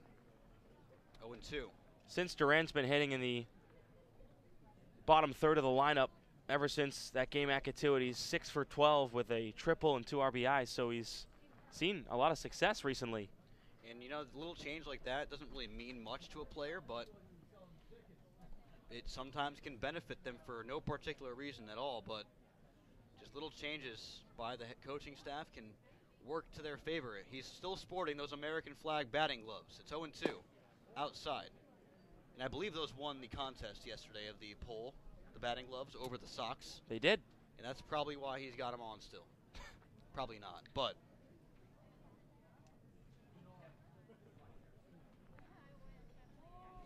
here's the 1-2 pitch coming in from Eichhorn to Duran. Likely Eichhorn's last inning. I don't want to speculate, but there's been a lot of action in the bullpen for Bourne. Popped up out to shallow left field. Coming on is Schreiber, and he dropped it. A miscommunication between the shortstop Fitzgerald and the left fielder Schreiber. A tough error there on the University of Nebraska Cornhusker. And now first and second. Wow. I mean, there was definitely miscommunication between Fitzgerald and Schreiber. And Schreiber then had to come in as Fitzgerald kind of backed off, and it kind of hit the end of his glove and just popped right out. Tough break for the pitcher, Brian Eichhorn, who's struggled a lot this inning and now has to deal with that. Had a pretty much sure out right there, but now first and second, still nobody out for Ben Baird. Grounded out to short, shows bunt, pulls it back. And the first baseman, Lyle Lynn, was already about halfway between first base and home plate by the time Baird squared around.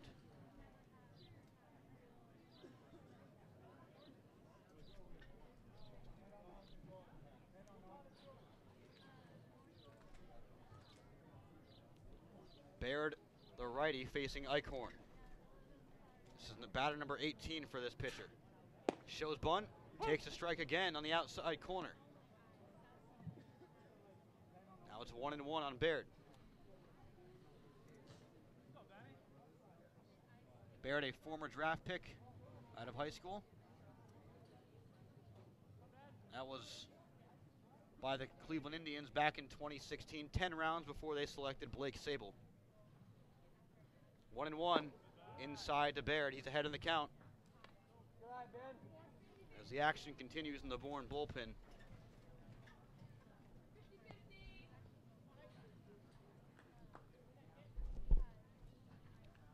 Leading off first is Duran. Leading off second is John Topa. Topa with 2 RBIs already this year, or this game, excuse me. He has 7 on the year.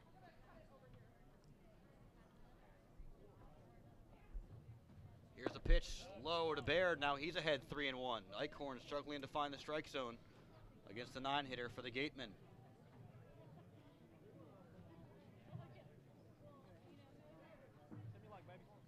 Baird still trying to find that swing of his.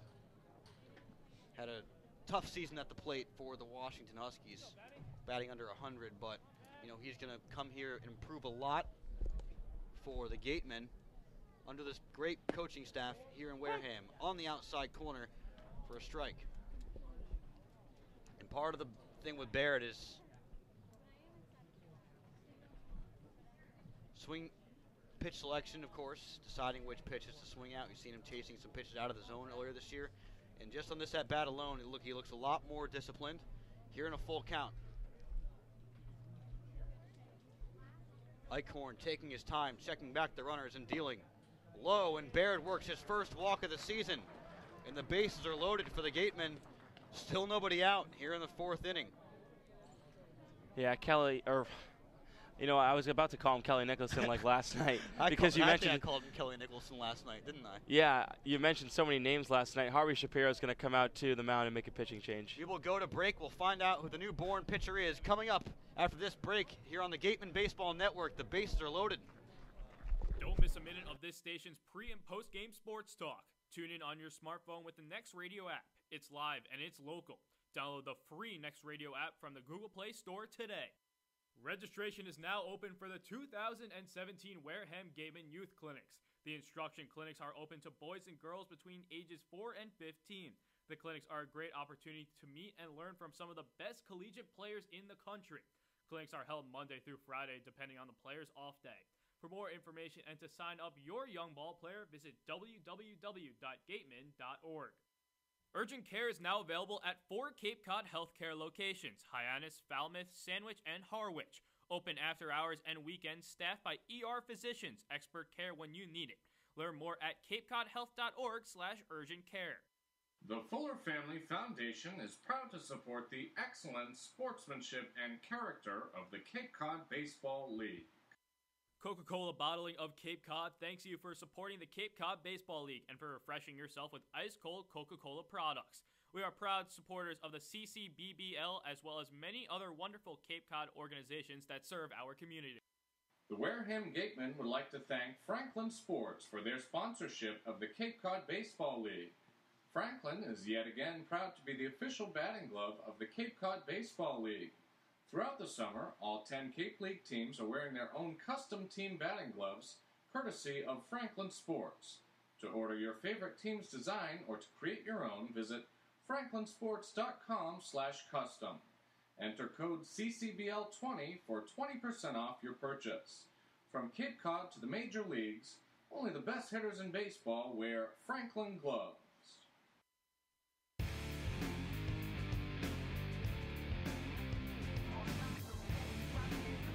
welcome back here on the Gatemen Baseball Network. A action-packed bottom half of the fourth inning already.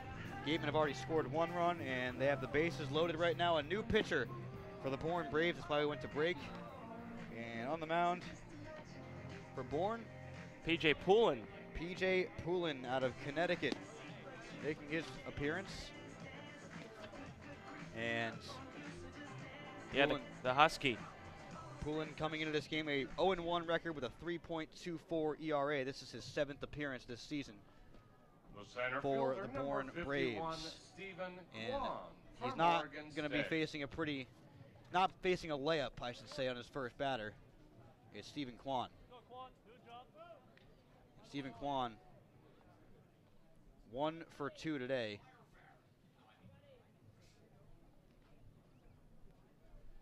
One for 2 today for the Gatemen. Poulin, the Connecticut Husky, a 2-0 record with a 3.28 ERA this season. And plants that one in there on the inside corner for a strike on Kwan. Remember, there are no outs in this inning. Yes. And the bases are loaded. So gotta keep reminding them. This is a very important at-bat right now. Kwan already with his 3rd at-bat in the 4th. Swings through that one. Foul tip into the glove. As you hear a firework go off, it's a little bit late and a little bit early at the same time. A little bit late meaning it's the 5th of July. A little bit early meaning it's still daytime. Interesting. Kwan missed at that last pitch high, and now it's 0-2. The bases are loaded. Grounded through the right side, into right field for a base hit. Topa scores, and holding at 3rd is Jaron Duran.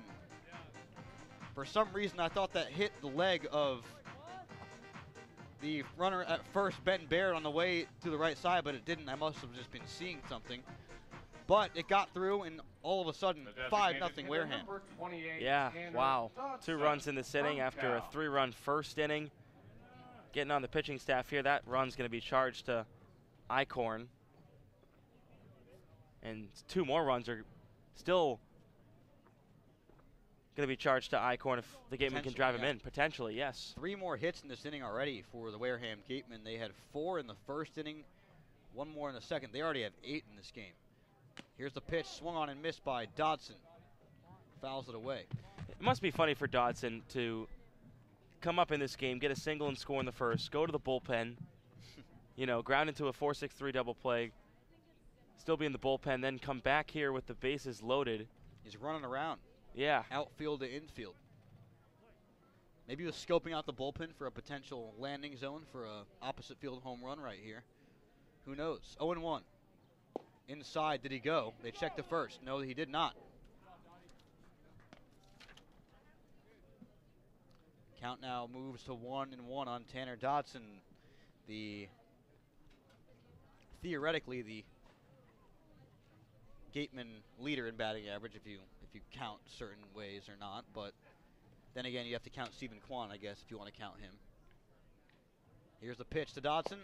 Breaking ball outside. It's 2-1. See, I think Dodson just has really, really good plate discipline. Only 10 strikeouts on the year. He has just been phenomenal at the plate. Batting from the right side right now with the lefty in. A different look for Dodson. 2-1 coming in. That fastball raced inside, and Dodson had to duck out of the way. 3-1. That was very fast. I'm not sure what that clocked in at because we don't have the pitch clock here, but it looked like it might have been upwards of 95 from Poulin, just from the naked eye. Big pitch here, 3 balls. Certainly is. 3 balls, a ball here, walks in the runner at 3rd. And here's the pitch in the dirt, and another run's going to score. It's Jaron Duran coming around. The Gatemen take a 6-0 lead on a walk from P.J. Poulin. Another run charged to Eichhorn. That's now 6 earned runs through 3 innings. Still no outs here in the 4th. And now some more action in that bullpen for Bourne. People starting to get up and stretch. Tough stuff tough situations in general for P.J. Poulin to be stuck into the game into. And of course. And now he's working with the bases loaded still. Has 2 walks, an error, and 3 hits in this inning have the Gatemen already with 3 runs. Sable, Topa, and Duran all have scored. Grounded to the first baseman. He comes home with it. He makes the tag anyway, even though it's a force play. And Ben Baird is out. So the first out of the inning comes on a play from the first baseman Lynn to the catcher Radowitz for the forced out at home. One out. Bases are still loaded on the fielder's choice. That was Kyle Kasser, by the way. He swung so quickly that I didn't get to mention his name. And now William McIver is going to step in. Base is still loaded. Just one less out. I mean, still some opportunities here for William McIver, who had the RBI single back in the first. McIver looking to add to that team-leading 11 RBIs. Here's the pitch. Breaking ball just outside, 1-0 on him. One out here in the fourth inning. The runner on first is Kyle Kasser. On second is Tanner Dotson. On third is Stephen Kwan. 6 of the 9 players on this Gatemen team have scored a run already today. Here's the pitch, fouled away. Just getting under it was McIver, just a little bit late as well on a fastball from PJ Poulin.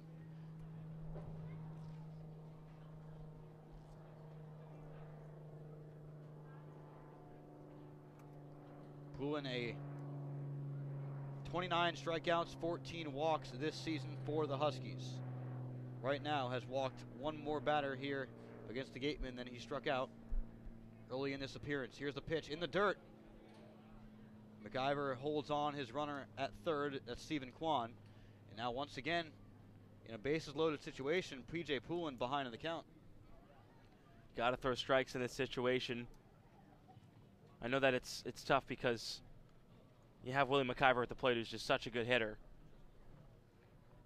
McIver's so good at taking balls too. He's been walked a lot this season. His on base percentage shows that. Flies this one out to deep left field on the run, and making the play in center field is Hanna. Tagging is Kwan. Everyone's going to tag except for the runner at first. Kwan scores, and the Gatemen take a 7-0 lead on a sac fly from William McIver, his 12th RBI of the season, his second of the game. Yeah, set that one high up in the sky, well out there, enough to send Stephen Kwan home, and Dodson's now at third, runners at the corners, 2 outs. Still another opportunity here to get another one home. It would be the 5th run of the inning, and Bonfield at the plate right now. Luke Bonfield is the 9th batter of this inning. It started off with Blake Sable, who's now on deck, but he's already in his catcher's equipment, taking it off right now in the dugout. Funny situation there. When your catcher already puts his equipment back on, thinking that he won't get another opportunity in this inning, and now he's on deck all of a sudden with only 2 outs in the inning. Strike on the outside corner to Luke Bonfield. It's 0-1 on the Arkansas Razorback, who is 0 for 1, reached on an error back in the first. Popped out to the catcher, Radowitz, back in the third inning. Here he is in the fourth. Outside. 1-1 on Luke Bonfield. You got to force PJ Poulin right now to throw strikes. You're seeing that he's struggling a little bit. And it's not. And for the Gatemen, you just got to be patient and make sure you're swinging at pitches in the strike zone. A called strike won't hurt here. The base is loaded. Or, excuse me, no runner at second right now. Fouled away by Bonfield. Brewster has won 7-3, beating Harwich tonight. The game just taking 2 hours and 30 minutes. Those 5 p.m. games, that end earlier, is that just a 9-inning game? It looks like they got the whole thing done out there. Actually started 4 minutes late. It's light out. I should note that. That pitch in the dirt. Good play by Radowitz to keep that one in front of him, prevent the speedy Tanner Dotson from getting home. You know, I say speedy in front of that name, but I feel like I can say that in front of any name in this Gatemen lineup and it will work. It's just such a dynamic base running lineup. 2-2. Runner goes from second inside, and taking second without a play is Kyle Kasser. That'll probably go as defensive indifference, although the ball was inside. No, it's going to be a stolen base. It will be a stolen base for Kyle Kasser. Poor speculation by me with the scorekeeper sitting right next to us. Bonfield, the 9th hitter of this 4th inning, has a huge opportunity. Full count, 2 outs. Kasser on second, Dodson at third. 4th inning, 7-0 Gatemen. Chopped back up the middle over the head of the pitcher, Poulin. On to second, fires over to first. Is Williams in time to beat Bonfield? But the Gatemen bat around and they get 4 runs on 3 hits, 1 error, and they leave 2 men on base. We'll head to the 5th. We'll head to a quick sideline report with Claudia Chikamian, who's with a Gatemen intern. Claudia. Thanks, guys. I'm Claudia Chikamian here with one of the Gatemen Community Relations interns, Emily Quinn. So, Emily, what's been your favorite part of being a community relations intern here at the Gatemen? I think it's really important to make a difference in the community. So seeing kids' reactions to the players is definitely my favorite part. They really love it. So, what's been your favorite event that the guys have done, and what kinds of events are they going out and doing in the community? Well, I think my favorite would be reading to kids at several schools across the board. We had Wareham, Mattapoisett, Center School, elementary level, and they loved it so much. Also going to like Council on Aging and assisted living homes, they really love to see the Gatemen as well. What are the kids' reactions when they see, these big baseball players coming up to them and being so nice to them? I've heard a couple, "Oh, he's so tall. Are you famous? Can I have your autograph?" So it definitely makes their day, and that's something that's really important to me and important to the players as well, and I think it makes them really happy. And do you think it affects the players at all, seeing that, they're making a difference not only on the field, but to these young kids who might want to be like them when they grow up? I think so. I think they realize that they are true role models to these kids, and that gives them a motivation to be better in the community as well. And finally, we just want to ask you our Twitter poll question of the day. We have an off day coming up tomorrow. So it is, what is your favorite thing to do on an off day? Go to the beach, go to a barbecue, rest and relax, or go play mini golf? I think going to the beach and then add in the barbecue because I like hot dogs and hamburgers and stuff. Gotta love a good hot dog, and I will definitely be at the beach tomorrow. So thank you, Emily, for your time, and back to you guys. Thanks for the answer, Emily, but I don't think you can answer twice on Twitter. Yeah, I'm going to have to talk to her off the air after that because can't do that. That's cheating. A reminder to vote on that poll. What is your favorite way to spend an off day, as the Gatemen have an off day, and so does the rest of the organization tomorrow as Miller Hogan steps in for the first pitch to Spencer Brickhouse, swung on and missed. What is your favorite way to spend an off day? Go to the beach, barbecue, mini golf, rest, and relax. I think the barbecue is my choice. Not keeping it classified here on the Gatemen Baseball Network. That pitch is in the dirt. Nothing's classified. Reminder that you can reach out to us here at the Gatemen Baseball Network press box at gatemen.org. Feel free to shoot comments, questions, or concerns on the outside corner. Strike to Spencer Brickhouse, who already struck out swinging once in this game. Also follow the Gatemen on Twitter at Wareham Gatemen. Matt Fell does a great job updating mid-game. And also on Facebook for news, and for YouTube for the live games. You're probably on there right now if you're listening to this. And also SoundCloud for highlights on the road. Fouled away by Brickhouse, staying alive. It's a 1-2 count.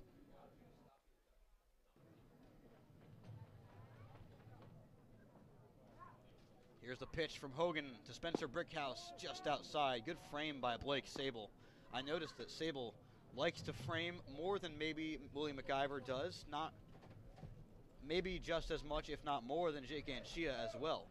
So trying to help out his pitchers as much as possible is the Gatemen rookie catcher.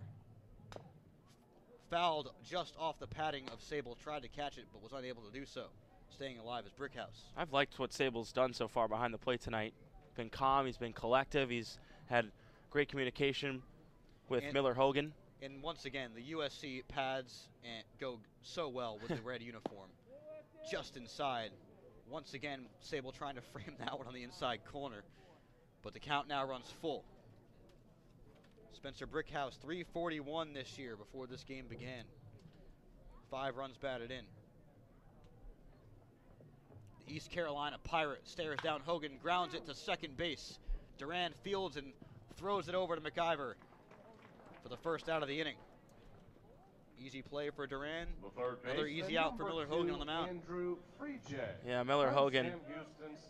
He has just been spectacular right now for the Wareham Gatemen. That one double by Grant Witherspoon and that fly out to center in the fourth by Stryber are the only balls this game that have left the infield on Miller Hogan. That is just spectacular stuff. Last 10 batters, straight 10 retired. Absolutely. Spectacular stuff again from Miller Hogan. Still has some work to do. One out in the fifth. Andrew Frigier getting his second look, and that breaking ball hovers in there on the outside of the corner. 0-1.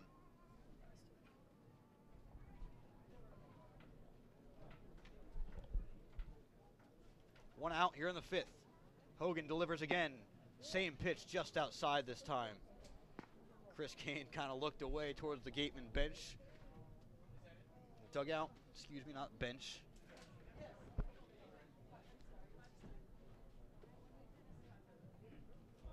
Here's the pitch again to the lefty, or the righty, excuse me, inside.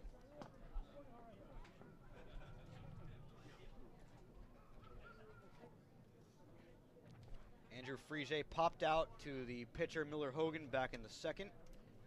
And that was a big out, as there was second and third, nobody out for the Bourne Braves threatening in that second inning. Here's the 2-1. Just low, and it's now 3-1 from Hogan.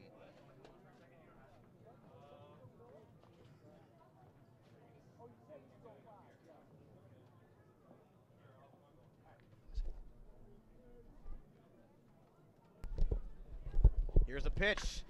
Driven out to center field and deep. Running back is Kwan. This one is off the wall on a hop. Heading for second and stopping there is the runner Andrew Frigier, who has the second hit off of Miller Hogan today. It's the second double today for the Bourne Braves with one out here in the fifth. Hey, look who's joined us. Welcome to the Gatemen broadcast to our Grant Wolfram. What's up, guys? What are you doing up here? Doing some 50-50, you know. Yeah, the 50-50, such a big part. Oh, yeah, big time. Tell us about that outing yesterday. You came in for one inning. Oh, yeah. And you struck out two batters. How was that? It was fun, you know, just trying to do my job. 3-2, we had a 3-2 lead, so trying to be the setup guy and shut the door. So. Is that kind of the role you're used to out at Davenport as well? No, actually, I had 17 starts, so no, that's something I'm new to. Just trying to adapt, you know, a little bit. Pitch on the outside corner in there for a strike to Fitzgerald, who's 0 for 1. And you know, you play. Is it D2, correct? Yep, D2 now. And what's it like coming in here to Wareham, playing all these? You you got guys from these great programs, Oregon State, time. Louisville. Yeah. What's it like facing the upper competition here? I mean, it's just still baseball. You know, I'm still playing the same game. Still, you know, I have my things that I do, so I just stick to my game plan and do what's comfortable for me and just try to get the job done doing that. We sucked Grant Wolfram into the broadcast here in the fifth inning. Here's the pitch to Fitzgerald outside. So how's the life overall on the Cape? You liking it out here so far? Oh yeah, I'm loving it so far. Good place to be. Oh yeah. You're from Michigan, correct? Yep, I'm from Michigan. Never been on the East Coast, so it's my first time ever. Thought it was just going to be a lot of buildings and stuff, and there's actually like woods and. There's actually woods. Here's the 1-2, swung on and missed. Tyler Fitzgerald down swinging the big Louisville bat, down for the second time today. Another strikeout brought to you by the law offices of Lang, Exafaris, and Bullard. And now two outs in the fifth. Every time you strike someone out, we got to say that, you know. Oh, okay. Yeah, for our GM, his law firm. Yes, and it's pretty funny. It is pretty funny. Got to ask you though. We have a poll on Twitter. Okay. Okay. How do you like to spend your off days? You got the beach, mini golf, barbecue, or just rest and relax? I'd probably have to say the beach. You know, just go out, just chill, get some tan, get a tan. You know. That's winning right now, 45% on Twitter. It's pretty easy to combine a lot of those answers though on your off days. Oh yeah, you know? you could do a few of those things. Yeah, you could easily beach and barbecue. That's at what the I would do. same I would time. combine those two. The batter is Kevin Radzewicz. He swings and misses, and Sable gets up, checking back the runner at second. It's Frigier. Runner in scoring position, two out here in the fifth inning. We're joined by Gatemen pitcher Grant Wolfram. This is Sable's first time catching, I think, this year too, right? Yes. Yeah. How do you think he's done? Yeah, I think he's doing great so far.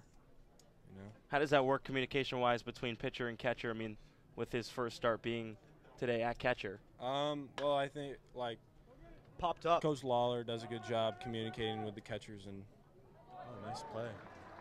And they make the play in left field to end the inning. Thank you to Grant Wolfram for joining here on the Gatemen Baseball Network. No runs, 1 hit, no errors, and 1 man left for the Bourne Braves off to the bottom half of the 5th. We're halfway home here on the Gatemen Baseball Network at 7-0 Wareham. All-Star Game Weekend starts with a celebrity softball game on July 21st at McKeon Park in Hyannis. Come watch Jason Veritek, Bill Lee, Nancy Kerrigan, Scott Zolak, and other celebrities play ball in support of the Cape Cod Baseball League and Spalding Rehabilitation Hospital of Cape Cod. Gates open at 4 p.m. For more information and to buy tickets, go to allstarcapecod.org. That's allstarcapecod.org. Coca-Cola Bottling of Cape Cod thanks you for supporting the Cape Cod Baseball League and for refreshing yourself with ice-cold Coca-Cola products. Coca-Cola Bottling Company of Cape Cod employs more than 50 full-time employees and more than 25 seasonal. Every year, more than 15 college students get great experience and support their education by working at Coca-Cola Bottling of Cape Cod. Reward yourself. Have a Coke.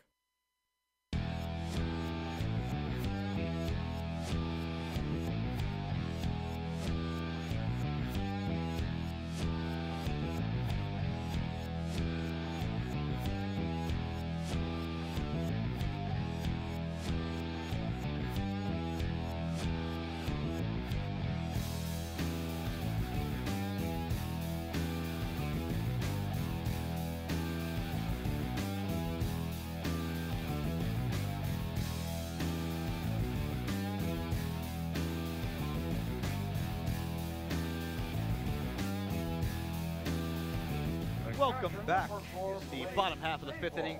Halfway home here in Wareham. It's 7-0 Gatemen after an exploding 4-run 4th inning in which they batted around. And Blake Sable led off that 4th inning. He leads off this 5th inning. 1 for 2 with a single and a strikeout looking. Also came around to score back in the 4th. Stole a base as well. He's been doing that basically every time he gets on. First pitch grounded to short. Tough hop for Fitzgerald, but fires to first easily to defeat Blake Sable. So we had Grant Wolfram with us. That was nice. Yeah, we'll get some more people coming through here. Some of the Gatemen. And sometimes the pitchers that pitched the previous day are easy to get on because they're probably not going again that day. So maybe a little Miller Hogan appearance tomorrow if possible. That could be possible. I actually know a lot about Miller Hogan's hometown, so that would be kind of fun to have on. Depends on who's on the 50-50. Well, tomorrow's an off day, obviously. Oh, God damn it. Again, we'll all be at the beach. The pitch outside to John Topa. Excuse me there.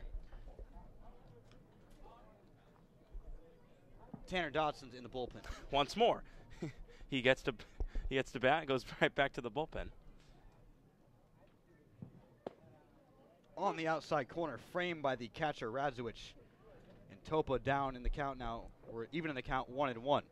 Dylan Coleman's in the bullpen for Bourne. 7-0 Wareham. 1-1 outside the Topa. He's 2 for 2 with 2 singles, also a stolen base and a run scored in this game.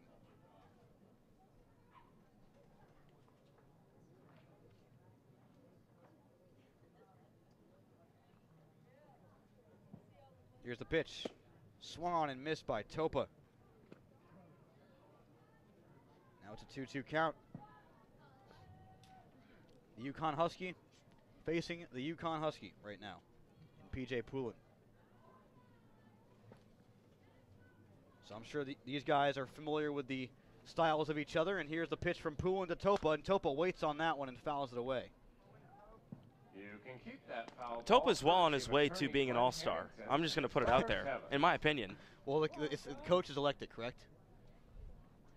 Yes, they do. So the coach select the all-star.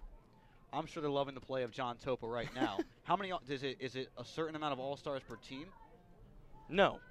No particular amount of all-stars per team. So right now you could say 3 Gatemen could easily be elected all-stars from the lineup alone. Fouled away. You could say Dodson, McIver, and Topa, maybe even Robbie Metz. All-star. It'll be interesting, though, if the way they choose it for Dodson, rather, because if he doesn't qualify, it, you have to take that into account. But also his pitching performances. That's another thing. You could put him in as a pitcher. And then Justin Montgomery, of course. I mean, he's just been unbelievable this season. The ERA, all year. The pitch from UConn to UConn. Grounded right back to the UConn pitcher, Poulin. He walks it over to his first baseman, Lynn, for the second out of the inning. Good athletic play by Poulin, reaching up in that ready defensive position at the pitcher's mound. Sure, Poulin likes that play. Getting his own teammate, John Topa, out. And that's the first time Topa's been sat down today. Number 10, Jaron Duran. Jaron Duran is the hitter.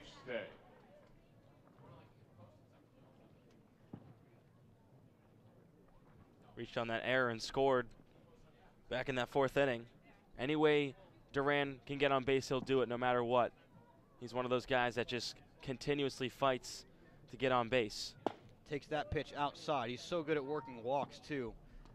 Hasn't really shown in these last few games, but when he gets patient in the batter's box, he's pretty dangerous for opposing pitchers. Don Sneddon called Quan a pest. I would also call Duran a pest. Absolutely. Especially defensively as well. Duran has been very, very good over there at second base. I would like to see Duran's bunt game come into play. He's tried to lay one down a few times, but he just hasn't been able to make contact. That one on the outside corner, it's 1-1. Duran at a Long Beach State University. They are the 49ers for all their sports except for baseball. Do you know what they're called? No. They're the Dirtbags, the Long Beach State Dirtbags. Here's the pitch to the Dirtbag. Grounded to second, Williams fields, and he gets through his legs behind the bag. And on first is Jaron Duran. What a dirtbag that is. On first base. Bill Buckner reminiscent right there, but the second baseman instead of the first baseman. Ben Baird from Washington. And why is that, though? Dirtbag, come on. What? Why would that be? Oh, we should look that up. I'm going to look it up right now. You know, it's one of the most interesting team names in all of sports, for sure, is the Long Beach State Dirtbags. And Duran reaches on an E4. That's error number 3 for the Bourne Braves this evening. Coming in is Ben Baird, who is 0 for 1 with a walk. Runner goes on the first pitch. Duran in the second. The throw is well wide. It gets into center field. And apparently they're waving it off. Duran's at third already, but they waved off the play. He's going to have to head back to second. Now Harvey Shapiro is going to come out and have a discussion with home plate umpire Chris Kane about this one. But Duran's standing on third right now. Don Sneddon is going to come out too. A confusing play, and now on to first is Ben Baird. It looks like interference. Now Ben Baird's being called back to the home plate. This is a crazy madness type play here at Spillane Field. I've never seen anything like this. All the players are arguing with the umpires everywhere. Now Coach Sneddon's coming out to argue with the umpire, getting an explanation as to what happened. Duran's still on third after that crazy play into center field. Baird is back in the box, and now Sneddon talking to Chris Kane for a while. And the runner in the on-deck circle, Stephen Kwan, is looking at Ben Baird like, what? What is going on, he's saying to his fellow Pac-12 rival. Sneddon's not leaving. Now they're to first base. Now everyone's going to talk about it here. The umpire's coming. I don't know what exactly is going on right now. And now Sean Callahan coming down to talk to Coach Sneddon. The umpire is having a conference on the mound. It looks like they're trying to call batter interference on Ben Baird. And they're telling Duran to get back to first base, and they're probably going to retire Ben Baird right here.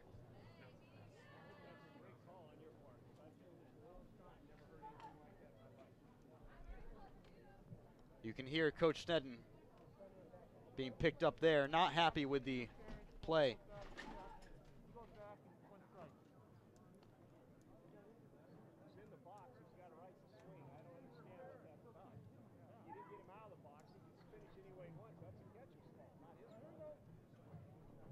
You can hear the animosity of Don Sneddon. Our great audio here at Spillane Field. Ben Baird in the box. You know, I thought batter's interference were I thought you're automatically out on a batter's interference. Isn't that what happened last time that happened to Ben Baird? Pickoff attempt now at first, nothing doing. I'm confused. That's basically what I took out of it, too. I'm just confused now.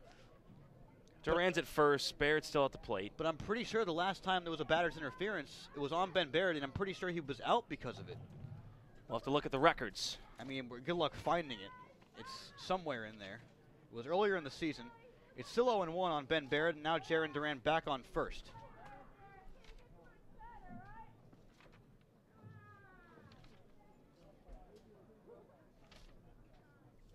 Inside to Baird, now it's 1-1 from P.J. Poulin, who has to be pretty rattled after all that just went down around him. He probably had no idea what happened. I don't think any of the umpires really were on the same page with each other at the time of the call. 1-1 to the Washington Husky pickoff move instead. And easily back is Duran, standing on first before the ball even got there.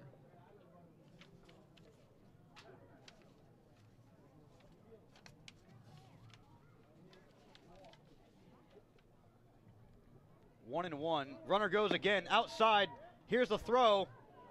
And he's out at second base as Jaron Duran to retire the side. No runs, no hits, one error, and no men left because of that caught stealing. Off to the sixth. It's 7-0 Wareham on the Gatemen Baseball Network.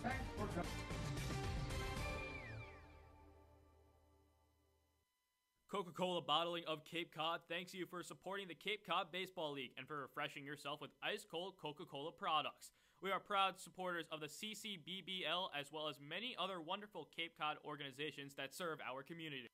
Did you know that Baseball Factory has partnered with the Cape League for the past 17 seasons? Baseball Factory is your resource for top-notch baseball training.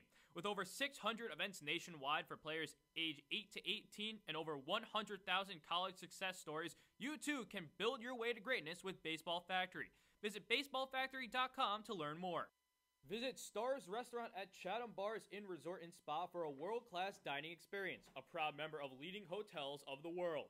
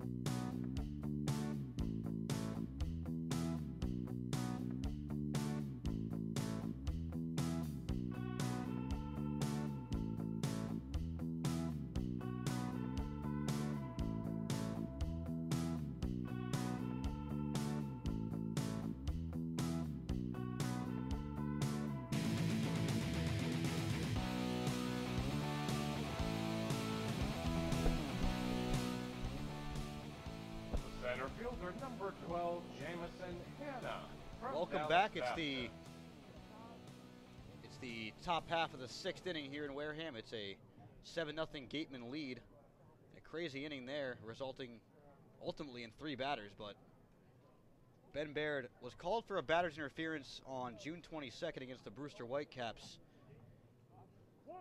That's the second time that's happened to him, but different results is the confusing part. The first time he was called out back on June 22nd against Brewster, and then this time he was allowed to continue his at-bat. That's why I was confused.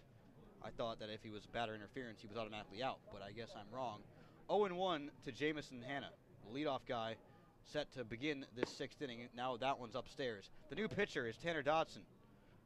For the Wareham Gatemen, Miller Hogan goes 5 very strong innings, giving up 2 hits, no runs, and strikes out 5 batters. This one right up the middle for a base hit. Leadoff single off of Tanner Dodson for Jamison Hanna. Dodson's pitch repertoire, well, basically heater after heater after heater. At 95, he throws gas, as you can continuously see his fastball trying to work on some off-speed stuff.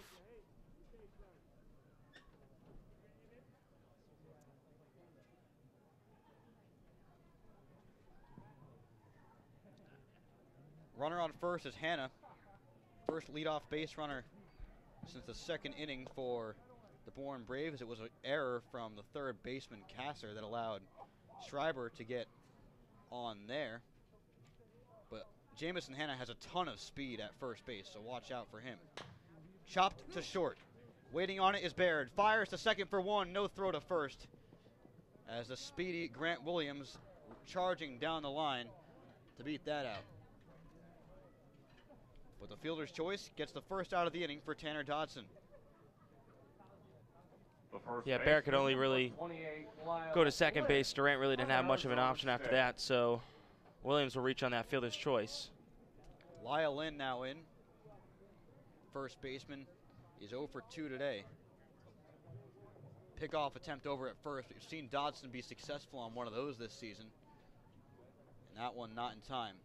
For a right-handed pitcher, that's tough to get that guy over at first. Here's the pitch. Breaking ball. High, and it's 1-0 to Lyle Lynn.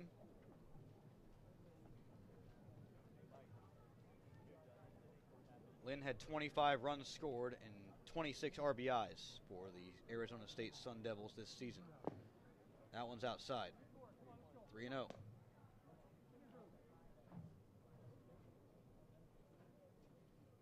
In a 7-run game, a new pitcher in, what do you think the most important thing is for Grant Williams Grant Williams on first, Tanner Dodson is right now? Well, work on your off-speed stuff. We just talked about how he continuously throws the fastball. This is a nice opportunity here to work on some other pitches, work on some new spots. Blake Sable is catching right now and work on it with a new catcher. Just kind of figure out what you can do better here. Big lead at first for Grant Williams, but a swing and a miss by Lyle Lynn. It's 2-2 on him. A Pac-12 hitter, a Pac-12 catcher, and a Pac-12 pitcher right now. A lot of Pac-12 guys in general on this Gatemen lineup. There was 6 the other day. And today, we'll get the count on that. Foul off the batter, and a big emphatic call by the home plate umpire, Chris Kane, to let everyone know. And he just threw the ball back to the pitcher, and colliding baseballs there. Rarely see that. My Lord. What has gone on these last inning? It's been a wild one, especially that 4th inning in which the Gatemen batted around. 2-2. Dodson flashes his glove and now steps off. Thank you for joining us tonight here on the Gatemen Baseball Network. My name is Sam Corman, joined by Jacob Toby. A special thanks as well to Claudia Chikamian, our sideline reporter.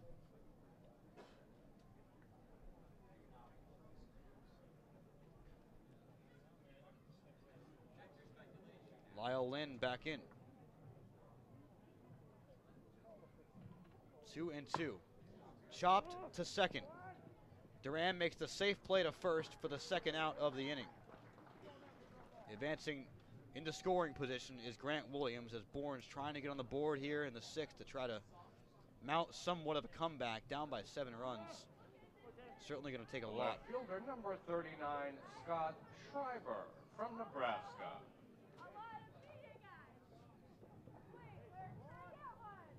Scott Schreiber, the batter. 0 for 1, reached on an error in the 2nd inning.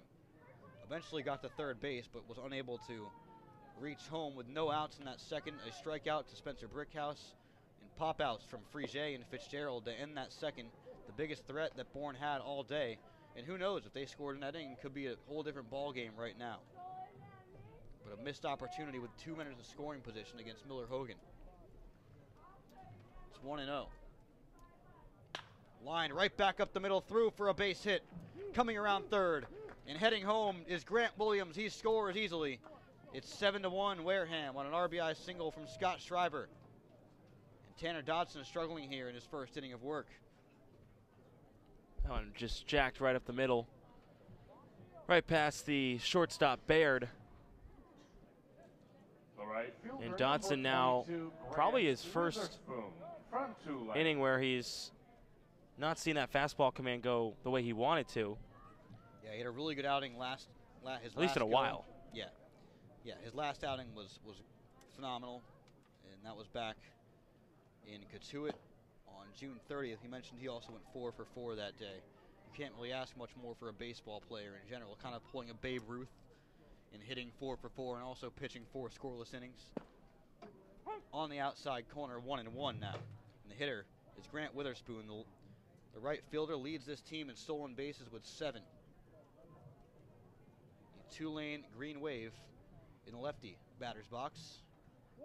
Bunts down the third baseline. It's a beauty. Picking it up is Dotson. Fires high. Tag made, not in time. But an athletic play from the first baseman, McIver, to try to put that tag on just was not fast enough to beat Witherspoon, who's showing off that speed of that bunt single. Advancing to second is Schreiber. Katuitt up on Falmouth 5-3 in the bottom of the 7th. Again, that one, of course, has the Western Division standings implications.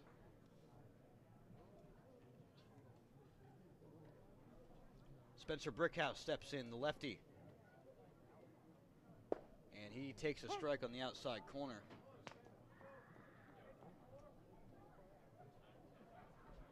Marty Bikina, another home run in that game. Is that number 7 for him this season?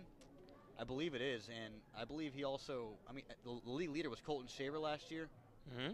He had 9, correct? Wow. So Bikina en route for a pretty impressive season here in the Cape League. He has a lot of RBIs as well. Fouled away, it's 0-2 on Spencer Brickhouse. Yeah, Bikina's just been lethal. That is his 7th home run. That's his 21st RBI as well. Impressive stuff. Broken bat. Bat goes to second. Ball goes to short. Did he make the catch? He did. What a play by Ben Baird. And the inning is over. To the bottom of the 6th. No, 1 run on 3 hits. No errors, and 2 men left for the Bourne Braves off the bottom half of the inning. It's 7-1 Gatemen on the Wareham Gatemen Baseball Network. Did you know that Baseball Factory has partnered with the Cape League for the past 17 seasons? Baseball Factory is your resource for top-notch baseball training. With over 600 events nationwide for players age 8 to 18 and over 100,000 college success stories, you too can build your way to greatness with Baseball Factory. Visit baseballfactory.com to learn more. Earn a bachelor's or master's degree, complete a certificate, or take a single course through the Division of Continuing Education and Graduate Studies at Curry College. Classes run days, evenings, and weekends in Milton and Plymouth. To learn more about programs in business, criminal justice, education, nursing, and more, visit curry.edu. The 99 Restaurants has 9 real-size entrees for only $9.99. They're big, hearty portions you can count on all day, every day, like their hand-breaded crispy fish tacos with cilantro lime rice. The 99 Restaurants, proud sponsor of the Cape Cod Baseball League.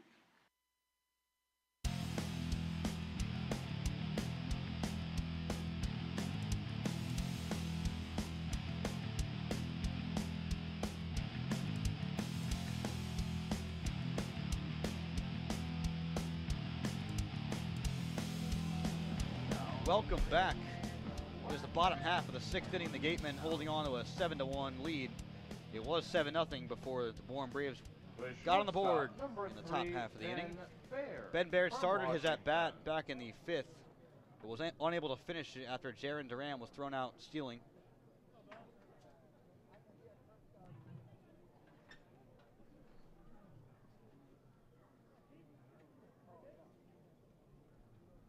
Baird on the right side worked his first walk of the season earlier this game. Grounded up the middle to the shortstop Fitzgerald, who has trouble with the ball, and Baird's safe. We'll get the scoring on that one. But Baird's on first to lead off the inning for the Gatemen, just what they needed. Number 51, Stephen Kwan. Yeah, I'd like to see your leadoff hitter get on. It's Ben Baird, now on first.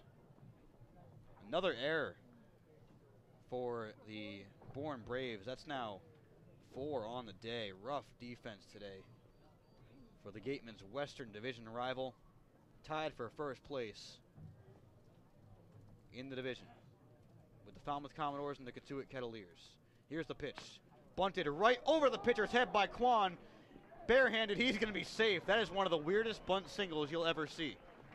Pop-up bunt for a hit, not being caught in the infield? Yeah. That wow. never happens. What great placement by Stephen Quan. This guy just does it all. That never happens. It's the first time I've seen that ever. So a tough break for the Bourne defense as Quan kind of misbunted that but was able to get away with it anyway. And now Tanner Dodson steps in with 2 men on.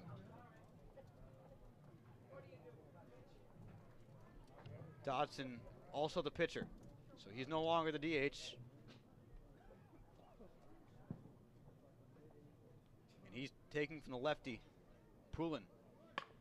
Bunted right back to him, off his glove. Can he handle it? In time at first, but Dodson does the job on the sacrifice bunt, advancing both runners. Quan to second, Baird to third.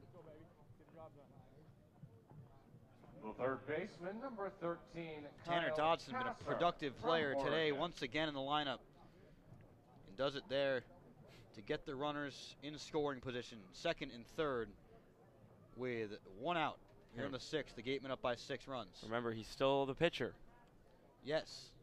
So he was just playing some pitcher ball there. As you see in the National League, a lot of pitchers come up in the 9-hole, get some bunts down to move the runners over. And Tanner Dodson playing that role from the 2-hole today. But of course, he can hit very well as well. Lined into left field for a base hit. Coming on to score is Baird, and stopping at third is Stephen Quan. It's 8-1 Wareham on an RBI single from Kyle Kasser. Kyle Kasser, welcome to the RBI club today here for the Wareham Gatemen. Another RBI from this lineup. Kasser does a nice job hitting it to the opposite field, just blooping it in for a single. Once again, swinging at the first pitch. From Washington. Taking it opposite field. 2 things that they've been working on all season is pitch selection, not taking those fastballs in the zone all the time. And that's working out so far this game. 8 runs for the Gatemen here in the 6th inning. Still only 1 out in the 6th. It was via a sacrifice bunt from Tanner Dodson just 2 batters ago. It's Willie McIver now.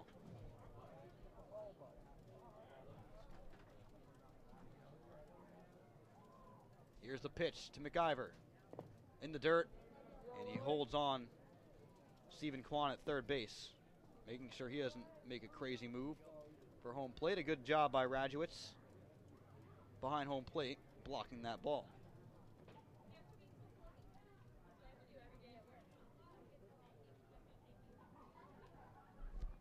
Bourne pitcher P.J. Poulin has run into some trouble here in the 6th inning. The lefty against the righty. On the outside corner, a strike called by the home plate umpire Chris Kane. 1-1 on McIver. McIver in that RBI club. He's got 2 tonight. Yeah, now 12 on this season. Impressive stuff for Willie McIver. Not quite as much as Marty Bacchina at 21 for Falmouth out of Michigan State. McIver certainly producing in the middle of the lineup as he's done all season. He also has 26 hits this year, leading the team. That one's outside, 2-1. Runners on first and third. It's Kasser on first, Quan on third. The 6th inning, it's an 8-1 game.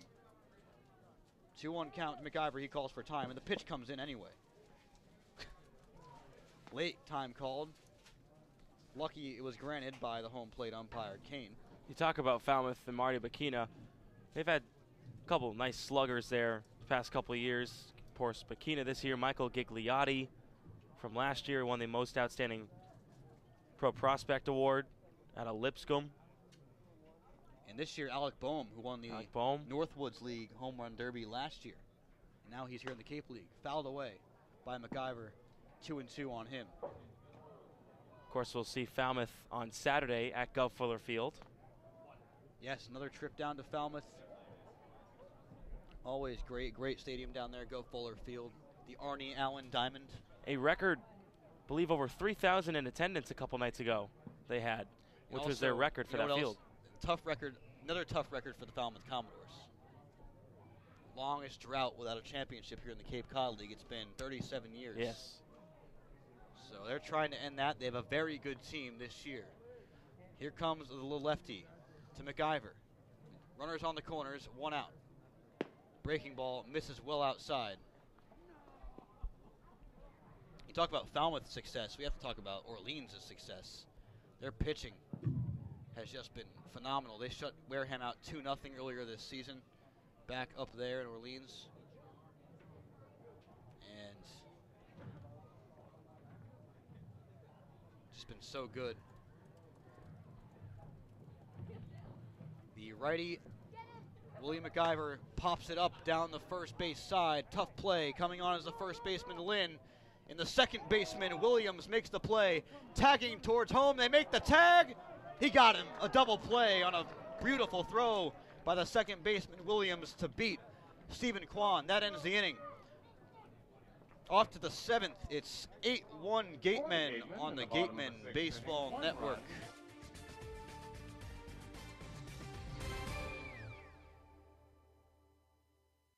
The Cape Cod Baseball League is all about family, and it's all about fun. Friendly's is all about family and fun and is proud to sponsor the 2017 baseball season. Friendly's, life with extra sprinkles. Baseball Factory, a proud partner of the Cape League since 1991, holds over 600 events nationwide for players ages 8 through 18, including 3 training weeks here in the Cape. Baseball Factory alumni have played on every Division I college program across the nation, plus 400 have made it to the majors. Visit baseballfactory.com to learn how you can build your way to greatness. Curry College offers 14 NCAA Division III athletic teams in sports such as football, baseball, softball, basketball, hockey, soccer, lacrosse, tennis, cross country, and volleyball. Read about the success of the Curry Colonels and their championship teams. It's all online at www.curry.edu.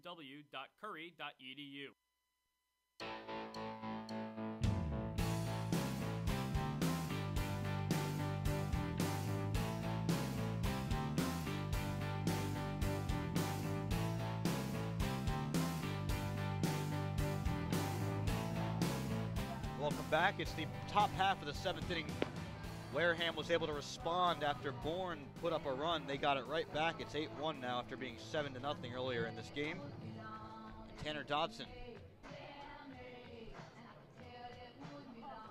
And the batter right now for the Bourne Braves is Andrew Frige to lead off this inning, the Sam Houston State product. What is the name of the Sam Houston State athletics program? You tell me. Pitcher Dodson deals high on a fastball. 1-0, the Bearcats at Sam Houston State.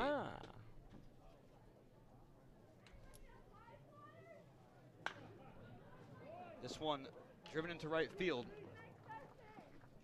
And a base hit. Not to mention that it's the Bearcats with a K. The shortstop, number 5, Tyler. Pretty useless fact, but very Louisville. weird quirk for the Sam Houston State University. Ned, do you know who Sam Houston was? The famous historic person here in America, as he's on with a single. Maybe if you refresh my memory. Breaking ball beautifully placed by Dodson on the outside corner. 0-1. The hitter is Tyler Fitzgerald.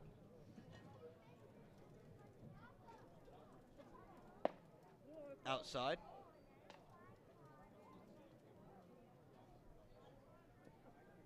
Fitzgerald, a Rochester, Illinois native, chose to attend Louisville.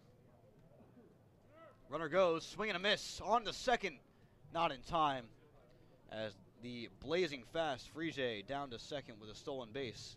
The second stolen base of the game. Ronnie Rossimondo warming in the Bourne bullpen. Ronnie Rossimondo, another UConn arm, I believe. Yes, the second UConn arm potentially coming in for the Bourne Braves. A lot of Huskies today. And of course, that team was snubbed from the College Worlds, or the NCAA tournament, that is, outside to Fitzgerald 2-2. He's looking for his first hit of the game. Popped out to the first baseman, McIver, in the second, and struck out swinging on Miller Hogan in the fifth. Dodson delivering a 2-2.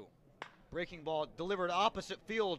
Coming on is the right fielder. Bonfield makes the play. Tagging from second is Frige, and he gets in safely.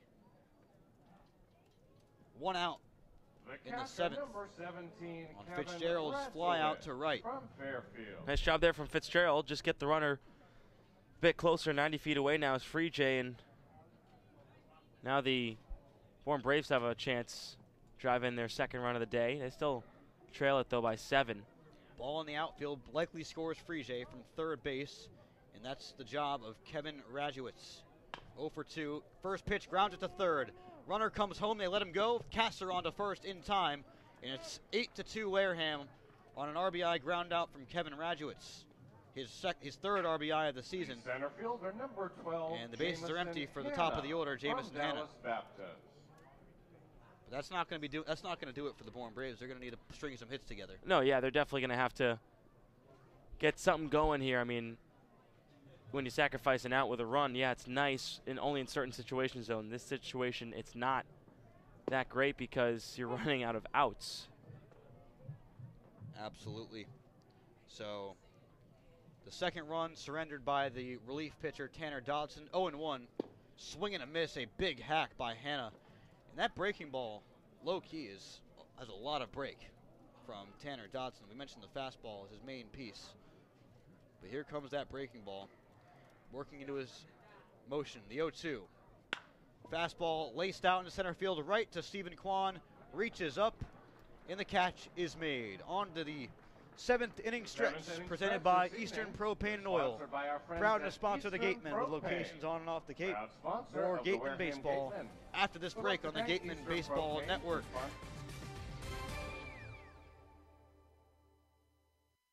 The Wareham Gatemen and the visiting team, the Cape Cod Baseball League, and the NCAA promote good sportsmanship by student athletes, coaches, and spectators. We request your cooperation and positive support of the participants and officials. Profanity, racial or sexist comments, or other intimidating actions directed at officials, student athletes, coaches, or team representatives will not be tolerated and are grounds for removal from this ballpark. Want to hear more about today's game, players, and breaking sports updates? Then download the free Next Radio app from the Google Play Store and tune to this station. It's live. It's local FM radio wherever you go. The Next Radio app. Get it today. Visit Stars Restaurant at Chatham Bars Inn Resort and Spa for a world-class dining experience. A proud member of leading hotels of the world.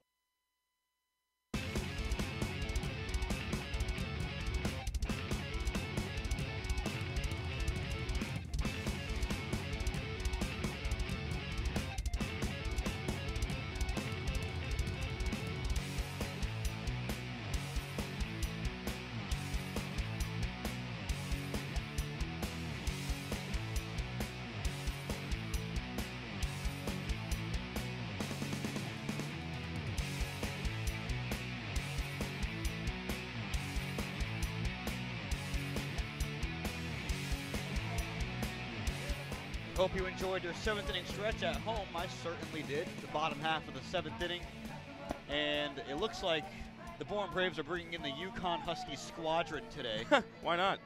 It was P.J. Poulin that came in before, and now it's the new guy, Ronnie Rosamondo, taking the mound for the Bourne Braves. He's going to face Luke Bonfield to start off this bottom half of the 7th inning. The Gatemen up by 6.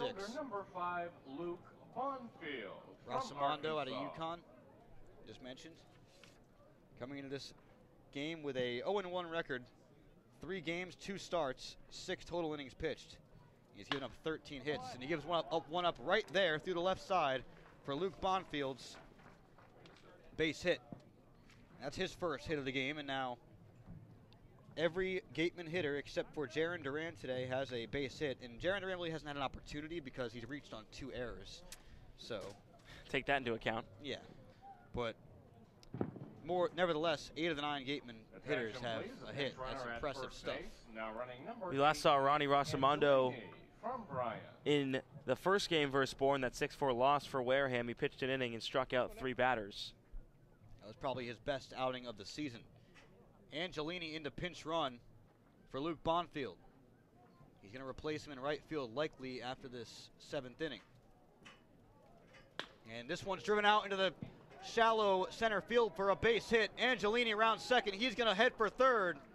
He's safe. And they get the cutoff man, but first and third, nobody out. Very quickly here on Ronnie Rosamondo, who's immediately getting kind of whacked around by these Gatemen bats. That's the number 14, John Topa, second hit of the day for Blake Sable. Why not add more runs when you can? Gatemen have a tendency to stack them up in bunches. For sure, especially back in that fourth inning, a 4-run inning, and then in the first, a 3-run start got the Gatemen going tonight. So Bonfield's single has Angelini on third, the pinch runner. Sable's single has him on first. Breaking ball hangs in there for a strike to John Topa, 0-1 on him. You know, Sable already has one stolen base today, and it's 8-2 game. We'll see what he decides to do. Don Sneddon did say that he lets guys go on their own accord, so he goes there. Pitch in the dirt, no chance for the catcher, Rodzowicz. And Sable on second. Boy, has he been just running around the bases pretty freely this season, Blake Sable. Yeah, like we said, 26 stolen bases at USC. He was, you said it early in the broadcast, underrated speed. Very underrated, because I'm telling you, those long legs kind of deceive you into thinking Blake Sable doesn't have the great speed, but he definitely does. If not, it's certainly one of the tops on the team, if not, you know, the tops. Of course, Jaron Duran and Stephen Kwan, big contenders. John Topa in the batter's box. This guy's got some speed as well. Chops it back to the pitcher. The runner's going to have to hold. And they look everyone over, but by that time, John Topa was already at first base. An error, or not an error, but a mistake by the pitcher, Rosamondo, and now the bases are loaded with nobody out in the 7th inning. This is the second time this has happened to the Bourne Braves today. Yeah, John Topa, 3 for 4 tonight, 3 RBIs, a stolen base, a run scored, do it all, continuously providing this Wareham Gatemen lineup with everything. Jaron Duran has the bases loaded. He is the only guy in this Gatemen lineup without a hit. John Topa, 3 for 4. Add that to the batting average. He's now 24 for 65. Chopped to the first baseman. We'll see what he does. He's going to take the easy play, step on first. Scoring on the play is Nick Angelini. And the Gatemen are out to a 9-2 lead on an RBI ground out from Jaron Duran. Have to trade the run for the out if you're the Bourne Braves. But now 9 runs in this game. But a disciplined play by the first baseman, Lynn. He already saw that Angelini was well on his way to home. It was a slow roller up the first base side, and he was able to make the good decision and go to first. Duran out. Runners now on second and third. It's Blake Sable at third, John Topa at second. The batter is Ben Baird. Takes a strike on the outside corner. Baird is 0 for 1. Reached on an error and a walk. Excuse me, I was wrong when I said Duran was the only guy without a hit. Baird without a hit today as well, but he does have a run scored and a walk. Productive day for him. 0-1, and it hit him, and that was very painful. And it hit him maybe on the elbow, and he's down at home plate. Here comes the trainer to take a look. That's the worst place to get hit. Wow. He is in some pain right now. That is not good to see. We all hope that Ben Baird's okay, but that looked like it hit him on the left arm. And everyone knows that, everyone who's been hit by a ball in the arm knows how painful that can be. But Baird is going down to first base right now. But late in this game, wouldn't be surprised to see him get taken out. We don't want to take any risks.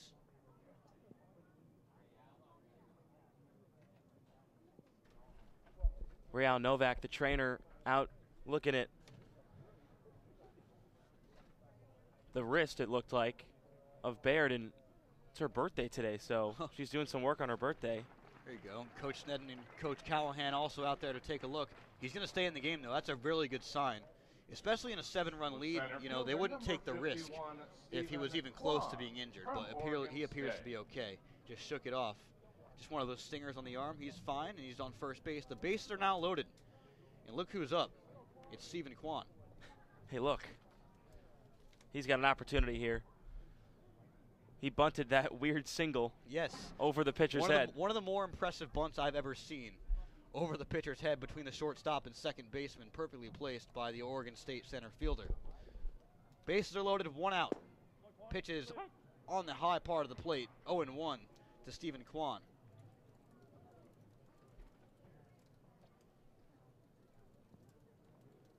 Kwan this year at Oregon State was the leadoff guy throughout the whole season. He's come to Wareham fulfilling the same role, even when in a lineup crowded with guys that can potentially take that leadoff position. Jaron Duran, Kyle Kasser, outside there. Tanner Dodson, definitely a guy that can hit leadoff. And apparently Blake Sable as well. When's the last time you saw a catcher hit leadoff? Very rare that you see that. But with Blake Sable's speed, I definitely could see him coming into leadoff position later in this season. 1-1. And it's in the dirt, gets behind the catcher. Coming home from third is Blake Sable. He scores. It's 10-2 Wareham on a wild pitch. Second and third now, still 1 out. Stephen Kwan back at the plate. Rosamondo is dealing with some issues in his first inning. The pitching woes continue for the Bourne Braves. They're just not having it their way tonight. Wow, 10 runs. The inning's still not over, 2 outs. The game, a couple more innings left for this, or rather 1 more inning at least for this offense. Kwan still in the batter's box. He got a 2-1 count. Inside corner for a strike, 2-2. On the California native, the Northern California native. Had declined a lot of offers from fellow hometown schools such as California and others to attend the big-time program at Oregon State, and helped lead them to that astounding record with only 4 losses this season. Time called. 2-2. 2 runners in scoring position. Topa at third. Baird at second. He's okay. He takes his lead off second after getting hit in the arm previously by the righty out of UConn. Rosamondo, here he deals in the dirt. Good pickup there by Radzewicz. And now he goes out to talk to his pitcher. Trying to settle number 33 in blue down right now. It's a full count on Kwan. A dangerous hitter, could easily add 2 more runs to this lead right now. The Gatemen have scored double-digit runs just 3 times this season. 10 runs versus Hyannis, 11 versus Catuit, and 10 runs tonight. So the season high set at 11. Can they beat it? I'm pretty sure the league high right now is Orleans had a 17-run performance against the Hyannis Harbor Hawks. You're correct. Previously. Grounded to the third baseman, tough dribbler. Frige on to first. Did he beat Kwan? He did. The run scores as the second out of the innings made. John Topa comes across his second run of the game. And the Gatemen on top, 11-2. They tie their season high. Ben Baird holds on at second on the play as that ball was on the left side. Tanner Dodson. But an RBI for Stephen Kwan. Continues to be productive in his young Gateman tenure here in 2017. 2 RBI groundouts for the Gatemen in this inning. That's both outs. Tanner Dodson steps in. Lines it right back up the middle for a base hit. On the first pitch, Baird rounds third. He's going to come home and score. It's 12-2 Gatemen on an RBI single from Tanner Dodson. This guy can do it all. Matty Feld's dancing in the press box. The music's playing. 12 runs. This offense has been, in Sam Corman's words, elite. So elite. Electric in this inning in particular. And Ben Baird waved around immediately over there at third base. Wow. Scores the 4th run of the inning, the second 4-run inning for the Gatemen this game. 12-2.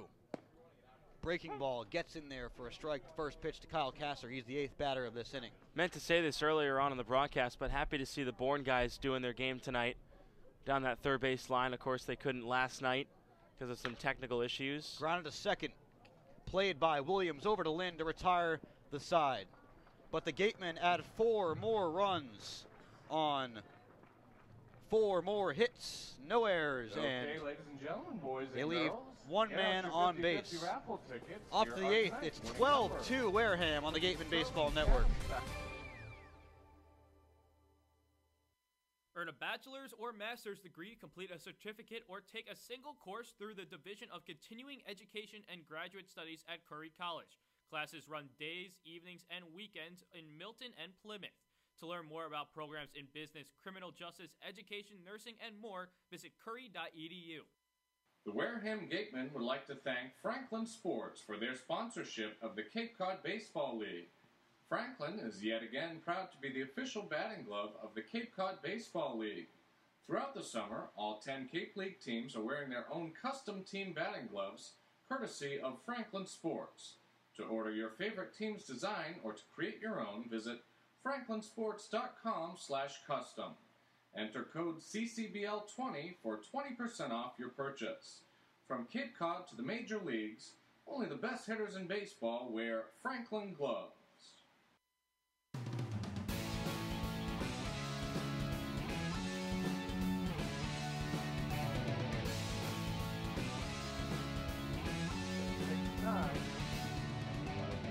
Welcome back.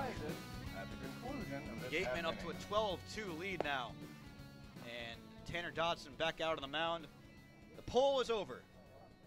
What's your favorite way to spend an off day, Jacob Toby? What's your answer, first of all? Beach, right? The beach. I live near the beach, so that would be the right answer for me. I do love the beach, but I mean, I wish I could combine answers, but the barbecue is, tops for me. That would be my answer, but barbecue came in last. Yeah, that's not right. Mini golf, come on. The unpopular opinion for me came in second with 12%, or third with 12%, excuse me. Rest and relax, 35%. And then beach with the overwhelming win at 44%. In there for a strike from Tanner Dodson. The batter is a pinch hitter for Grant Williams. And that pinch hitter is number 6, Andy Atwood, out of Oregon State, getting a hack today. Atwood, a teammate in the outfield of Stephen Kwan out at Oregon State, staring him down from center field a few hundred feet away. That pitch is low. 1-2 on Atwood.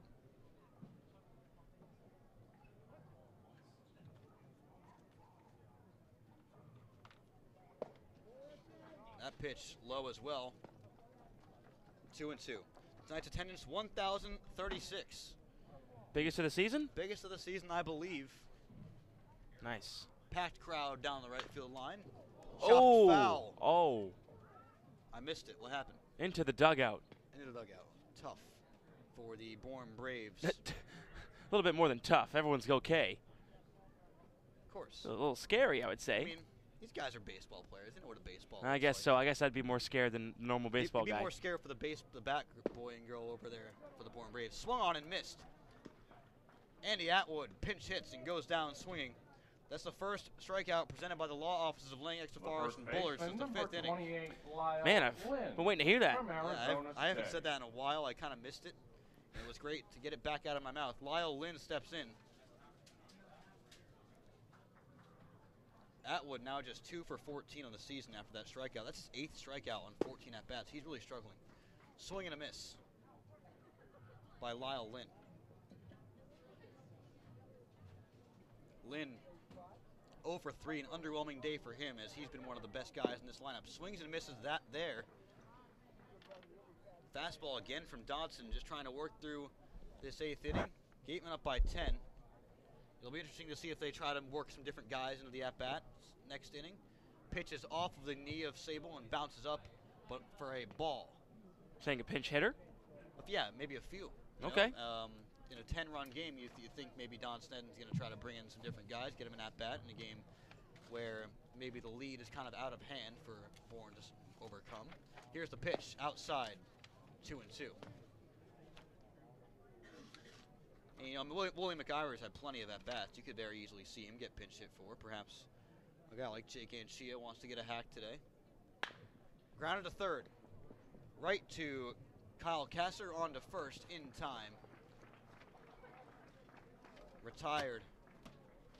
The left So fielder, the second out of the inning is 39, Lyle Lynn. Scott Schreiber from Nebraska. Scott Schreiber. Check on some more scores around the Cape League tonight. Of course, Brewster beating Harwich 7-3. Katuitt up 9-3 over Falmouth. They're in the top of the ninth. Big day for the Kettleers and a big matchup. Low and away. The hitter is Scott Schreiber. That was a breaking ball that just a little bit outside, 1-0. YD beat Hyannis today 3-1. My newly proclaimed East vs. West rivalry game. Yeah, for sure. That one outside, 2-0. Top of the seventh, Chatham up 4-1 over Orleans. Wow, Orleans winning streak In jeopardy right now. Yeah, it's tough. Top of the eighth at Veterans Field in Chatham. John Schiffner saw that winning streak. He was like, nah, no way I'm letting that continue. The legend himself, 25 years here in the Cape Cod League in Chatham.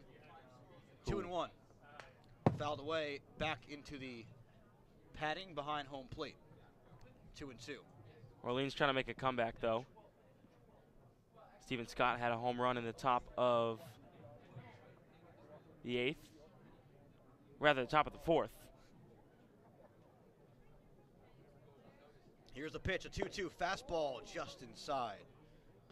It's now 3-2 on Schreiber, the Nebraska Cornhusker. So if Katuitt wins, they move into first place. Assuming this score. Assuming this score stays the same. I would assume, but never assume. So Bourne would then be in second. Wareham would then move to 20 points. But still be behind Falmouth. So Wareham sitting in the same spot. Another home run for home run derby goer Griffin Conine. Out to right field. Bonfield makes the play and the side is retired in the eighth inning. No runs, no hits, no errors, and no men left for the Bourne Braves. Off to the bottom half of the eighth, it's 12-2 Wareham on the Gatemen Baseball Network.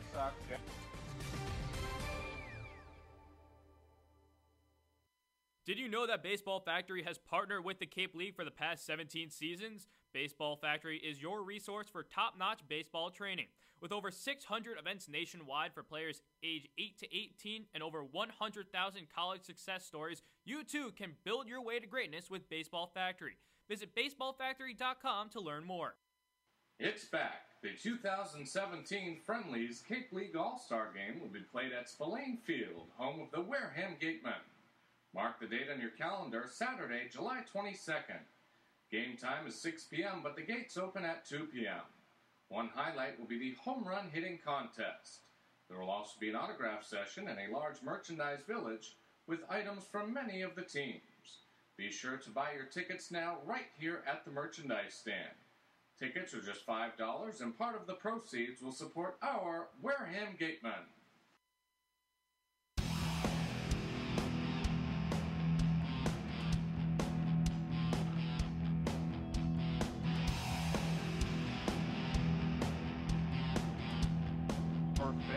Welcome back. Bottom half of the eighth inning at Spillane Field, a gorgeous night. Is that a barbecue going out there in right field? What is that? No, it's the that fire is pit. That's that the fire is pit. I forgot about that. The first time you're seeing the fire pit out. That is awesome. You rookie. Clearly. Here's rookie. the pitch. Well, maybe they're barbecuing on it. Inside corner for a strike. The hitter is Willie McIver. You're onto something. Maybe not barbecuing, but marshmallows. 1-1 on McIver, who is 1 for 4 today. Also has a RBI on the day, 2 RBIs on the day. Now brings the season total up to 12. And with 12 RBIs, McIver up to the top 10 in Cape League RBI totals. Griffin Conine, as we mentioned before the break, went to the home run derby. Just hit his third home run of the season for Katuitt in that part of that 9-3 lead over Falmouth right now. That game's in the 9th inning. 3-1 on McIver. He's so good at getting ahead in the count. Doesn't swing at any unnecessary pitches. Rosamondo deals upstairs, and Willie McIver works a leadoff walk. Another leadoff base runner for the Gatemen. They had one last inning, and look what happened. 4 runs. They had one in the 4th. Look what happened. 4 runs. Number 8, Nick Angelini. It works. They had one in the 6th. Look what happened. 1 run. The only time they scored this game, didn't have a leadoff runner on, was back in the 1st inning, but they still scored 3 runs that inning. Here's Nick Angelini for his first at-bat. He ran for Luke Bonfield back in the 7th. And it came around to score. Yeah, every inning the Gatemen scored, it was either the leadoff hitter or the second man up getting on base. Chopped to the third baseman, keeps it in fair territory. Frige to Lynn in time. McIver advances to second. But Angelini's down. The catcher, runner in scoring position. Blake Sable from USC. That is the. Now this is the. I'm counting here.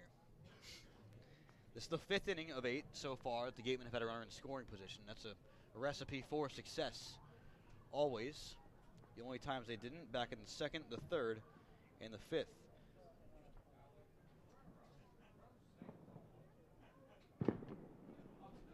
Celebration's still on. Fireworks going off here on the 5th of July. Swing and a miss by Blake Sable. He's trying to make some fireworks here with a runner in scoring position. He's had a long ball this season. That was back in Hyannis. A while ago, that was a 3 home run performance by the Gatemen this season.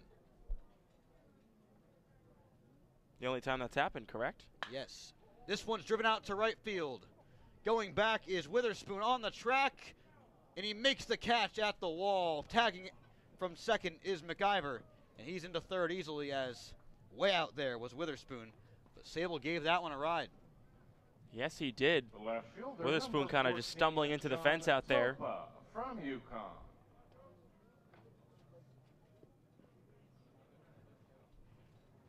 Being corrected, it was actually another game where the Gatemen had 3 runs. Pompey had 2, and Anchia had 1 versus Orleans here a couple weeks ago. So 2 times the Gatemen have had 3 home runs in one game.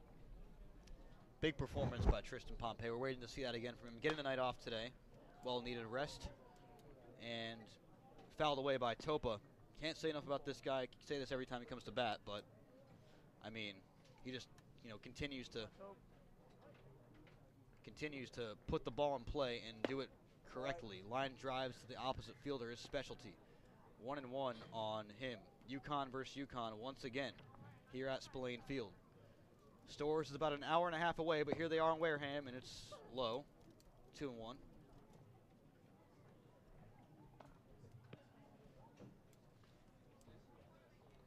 UConn baseball will be playing a lot of their games at Dunkin' Donuts Park in Hartford, home of the Hartford Yard Goats, AA affiliate of the Colorado Rockies, which is also the Hartford Yard Goats also holds former Gatemen head coach Jerry Weinstein.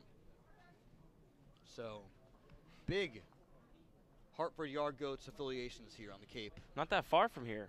No, really not. About 2 hours, 2.5. Up the middle, off the leg of Rosamondo, and Topa's going to get onto first with a single. Tough for Rosamondo there. He's shaken up, but he's able to recover pretty quickly. He looks fine.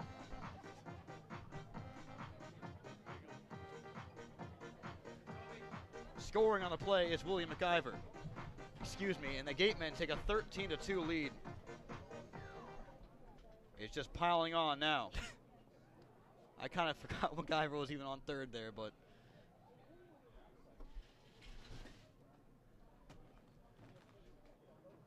now Harvey Shapiro's out talking to home plate umpire. It's going to be an interesting decision if he tries to keep Rosamondo in this game. This is a game, obviously, where Wareham unlikely to hit in the 9th inning unless Bourne can pull off the miracle of all miracles. But he wants Rosamondo to go out there and finish this outing. Runner on first is John Topa. Duran in the box. Second baseman, number 10, Jaron Duran from Long Beach State. He'd like to add a hit to his day. He already has an RBI ground out back in the 7th. Leadoff hitter got on in the 8th. Yes. They score. Another run. It works. It's the theme. The theme of the day. And Connor Federico's key to the game was to not give up the big inning to the opposing team. And they didn't do that, but they got some big innings themselves, and I guess that was the key to the game in the actual game today. Here's the 0-1. Inside corner, Duran down 0-2 now. So, how was that pregame show? Oh, it was fun, you know. Yeah. Always good to have some July 4th Cape Cod traffic classic stuff. Oh, Matt Feld's here. I believe I talked about John Topa in the pregame show. I could be wrong, but I think I did. That was Matt Feld, and he's still here. But I did ask the question about John Topa, didn't I? Oh, who came up with the topic? That's up for debate. Now we're back to the game. Welcome back, Matt. 1-2. Here's a pitch. Grounded to the first baseman, right into his glove of Lynn, and he steps on first to retire the side. The Gatemen add a run. It's 13-2. We'll go to the 9th here on the Gatemen Baseball Network.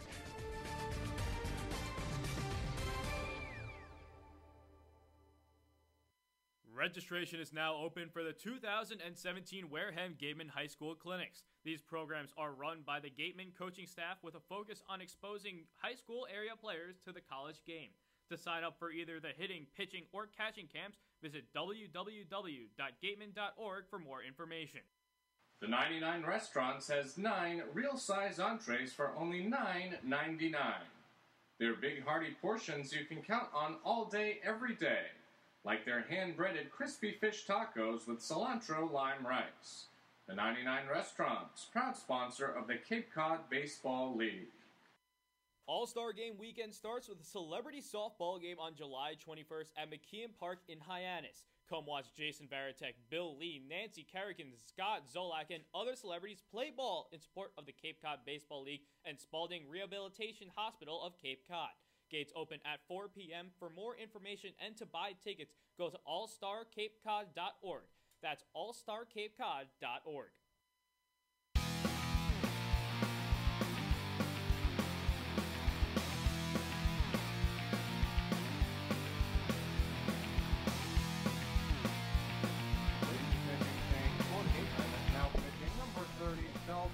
Welcome back. It's the 9th inning, and the new pitcher for the Gatemen is from the true north. The true north. You know, not just Wisconsin, but Eau Claire, Wisconsin, which is way up there near Minnesota, so far north that in the winter they're skating on the rivers. And Dalton Roach out of Minnesota State making his Gatemen debut here in his 13-2 ball game in the 9th inning. They're skating on the river. Sorry, I had to do that. It's not the South. I know. I just tried to do an accent. This came out Southern. I don't know why. Anyways, Dalton Roach. This guy won the 2017 Tomko Award as the top pitcher in NCAA Division II. Minnesota State, obviously a Division II school for baseball. And be interesting to see what he can do here on the Cape. Pitched 86 and 2/3 innings at Minnesota State, which was first on the team. Swing and a miss by Grant Witherspoon from Roach. Also led the team in strikeouts with 128. The next pitcher who had the most strikeouts on the team was with 77. 0-1, chopped down the line. Tough play coming on as the first baseman, and he makes the play. It's McIver stepping on the bag. 1 down here in the 9th. So it'll be interesting to see what Roach can do here against, you know, some tough Cape League hitters. He's also a first-team All-American honors. Excited for a new debut late in the season here for the Gatemen. Minnesota State, another D2 guy. Grant Wolfram's come in here from Davenport College in Michigan. He's done a great job, so here comes the righty Roach. Grounded to second. Playing it is Duran, fires to first in time, and there's 2 away. Comes in, gets 2 ground ball outs quickly. The third baseman. Now he's going to have to face Andrew Freejay here for the final out. So Bourne, they are down by 11 runs. It's just going to be, you know, near to impossible to come back. But, hey, anything happens. Anything can happen in this game of baseball. We've seen it before. Absolutely. And stepping in for the last hope for the Bourne Braves is Andrew Freejay, the third baseman. The righty batter takes a strike on the outside corner from Dalton Roach. 0-1. Minnesota State, maybe a D2 baseball school. Well, you know what their D1 for is? Ice hockey. Hockey. Really good hockey school up there in Minnesota, Mankato, Minnesota. Swing and a miss. And the Bourne Braves down to their final strike. The crowd is not on their feet here in Wareham, but it's certainly an exciting one here going on in the 9th inning. The 0-2 from the new Gatemen pitcher. Swung on and missed on a breaking ball. Placing the tag is Sable, and the Gatemen get a huge 13-2 victory over the Bourne Braves. They remain 2 games back of first place in the Western Division, but now they're just 1 game behind Bourne. They're 1 game behind Falmouth, and that was a huge win all around. Incredible run support for an incredible pitching staff today. What did you like the most? There was so much to like about this Gatemen performance. Yeah, I think the main thing I'm going to take away from this is going to be leadoff hitters getting on base and then that accumulating runs. We saw it in the 4th inning with Blake Sable reaching. He singled and then stole a base. He came around to score. I mean, John Topa was excellent today. I mean, going back to the leadoff thought, in the 7th inning, Luke Bonfield got on with a single. He came around to score. That was part of a 4-run 7th inning. Leadoff hitter, Willie McIver gets on in the 8th. He walks. He comes around to score. That accumulates another run. So, I mean, leadoff guys getting on. He was either the leadoff guy or the second guy to bat in the inning, getting on for the Gatemen. That started a whole rally of runs, and it was just the offense today was spectacular. But we look at the pitching tonight. Miller Hogan's going to be the player of the game. He was absolutely spectacular. 5 innings, 2 hits, no earned, no walks, 6 strikeouts, had a stretch of retiring, 10 batters in a row. His fastball command was there. His off-speed stuff was there. He was just fantastic against a Bourne lineup coming in. You had Grant Williams, Lyle Lynn, Scott Schreiber, these guys who were, sluggers, proven sluggers here on the Cape this season. He completely shuts them down, does really well tonight. Miller Hogan, your player of the game. Yeah, Miller Hogan, phenomenal performance all around the Gatemen lineup. John Topa, 4 for 5 with 2 runs, and he probably was the best offensive performance today. Thank you to Jacob Toby, of course. Thank you for listening to this broadcast of Wareham Gatemen Baseball on the Gatemen Baseball Network. The general manager of the Wareham Gatemen is Andrew Lang. The producer of today's broadcast is Matt Wieselthaler. Our sideline reporter is Claudia Chikamian. Thanks to our beat writer, Matt Feld, and today's host, Connor Federico. The next broadcast of Wareham Gatemen Baseball will be Friday, as the Gatemen stay at home here at Spillane Field. They're taking on the Brewster Whitecaps. That game is at 6:30. Coverage begins at 6 p.m. on YouTube with the Gatemen Pregame Show presented by South Coast Health. So for Connor Federico, for Claudia Chikamian, for Matt Wieselthaler, for Jacob Toby, for everyone here with the Wareham Gatemen and the Gatemen Baseball Network, thank you for tuning in to this presentation of Wareham Gatemen Baseball on the Gatemen Baseball Network.